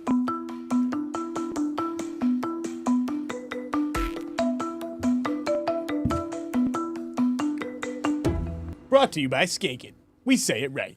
All right, so I mean, I think we probably know where we're going to go here, but let's just throw down some names, shall we? Ronnie Williams winning the up at Thompson. Keith Rocco revisiting Victory Lane. Matt Lewinsky-Lowe winning one of the best late model races we have seen in a long time. Nick Hovey having a great night up there at Thompson. 2 wins. 2 wins, actually, yeah, right over the weekend. Our man Giggity getting the job done in the late models at the Bowl, inching closer to a chance at the championship. You know, Rocco actually won races at both tracks that were running. And Griffith. Derek Griffith, right, what would you say that was, a 10K win there? Yeah, $10,000. $10,000. Of course, Tyler Ripkema with the great win in the mod race, an exciting win. And, of course, our main man, Mike Christopher Jr., for turning a lot of heads with his performance in the truck race. What do you got? I'm taking Giggity. Giggity! Keeping it local, man. A great big win for Shawn. Preston, what do you got over there, my man? He's going with Giggity as well. Reminator? Sorry, Tyler Ripkema. Oh, okay. What? Diego says, what the hell? I mean, it's Look at Diego's to face. me, it's either Mike Christopher or Giggity. Well, it's Remy, though. It's Remy. Yeah. The hell? Ripkema's a good choice. Yeah, he is a good choice. Bonsa, what are you thinking there, bro? I got to go Mike Christopher. I think he impressed a lot on the national stage in his debut, and he showed out in the modified tour race, even though the finishes didn't show in the 13 car. So I'd have to give them Michael. All right, so I'm just trying to keep tabs here because I forgot that's part of my job. I think I'm going with the junior as well. Rams went with the Ripkema. The Ripkema. The Ripkema. Yep. The Ripkema. Dude, I'll tell you what, it's a barn burner in the chat votes right now. Yeah. It It's really good. is. It's good, man. It's going to be one of them nights. Giggity, you're close, bro. I know, you're right there, man. Oh, Giggity There's needs some a couple votes. good ones in here. You know, Jacob Perry. We didn't. Yep. We I forgot know, about him. he's a great That's pick. that's a great one. Could have mentioned Charlie Rose for his clutch late model win at Seekonk to get in the championship 4. How about this one? Brandon LaBelle won at Seekonk in the Legends, and then got a Nell Car Tour win at Wisconsin on Saturday. Oh, no kidding. Yeah, that's pretty good. Yeah. All right. What do you think, Rob? We still need this to flow anymore, or we got it? If you guys want to hand over the in-house votes. All right, so you got Giggity for 3, Junior for 2, Yep. and Ripkema for 1. Okay. And then we got to add yours in there. I got to go Mike Jr. Yeah, okay. You just got another vote that came in on the chat. Oh. It's getting good. It's going to be close. I love how your brother says hands down. No. We'll decide what it is. Oh, JJ also votes for Should Shawn. should I call it now, Sid? Thank you, JJ. Yeah. Should I call it? Yeah, after Dan Riley. All right. This is insanity right here. Nail guys. biter we got, huh? Insanity. All right. Let me read them off to you. I'll try to make it as climactic as possible here. Climactic. Looking forward to it. Keith Rocco with 1. Rick LaFleche with 1. Brendan LaBelle with 1. Jacob Perry with 1. Tyler Ripkema with 2. Oh, all right. And this one came down to the wire, guys. By a single vote, our guest has defeated Mike Jr. Wow, for the giggity. win with 10 votes to Mike's 9. Nice. All right, Good job, giggity. Shawn. Giggity. All right, everybody. Thanks for joining us. Had a blast as always. Don't forget, you're going to want to follow us on socials. We'll have tons of reels for you. You know how we do it. Diego, give some shout outs. Oh, my favorite part of the show. One of them. Thanks to Belltown Motors for the weekly update. Of course, Waddell Communications for the Nostalgia Nugget. Northeast Performance and Parts for the Popcorn Stat Chat. Of course, Chassis Pro for the weekly pick'ems. Ed Marceau, Firewood and Land Clearing for the viewer mail. Surf Pro of Norge for the chalkboard chatter. Of course, Monaco Ford for the awesome results ticker. Riley Generators, thanks for always being on board for the Pop Culture Minute. Myers Creamery and Chrissy Two Scoops for What's on Tap. Skake at LLC for Who Won the Week. J&J Racing, JDL Motorsports, and Kaz Central Auto for the points. Sorry about that. For the points chasing. Kaz Central Auto for the back-to-back jackpot. I screwed that part up, you guys. Sorry, but Kaz, thank you so much. Midstate Site Development for the Stat Drop, and Did You Know? Seacock Grand Prix for firing up the hot seat, which is always awesome. And to have last week's feature winner with us, Mr. Shawn Gaedeke. Thanks for joining us tonight. Oh, thanks for having me. This is cool. Hell yeah. Special guest, special thanks to Bonza and Preston. You guys are always kick butt in the studios. Vault Productions, what can I say about this kick-ass studio, man? It's awesome. And of course, all you podcast members, we always have a blast. Thanks for the live chat. See you guys next week. I would like to say a special thank you to Yankee Racer, Speedbowl History, Seaconk Speedway, and Flow Racing for the videos tonight. Also, thank you to Renee Dugas and Steve Kennedy for the photos. Nailed it, Remy. Well done. All right, everybody. Hopefully we'll see you maybe at Stafford. We'll be down there with the Monacos. We'll go over everything that happened the next week. Whatever. See you next Tuesday.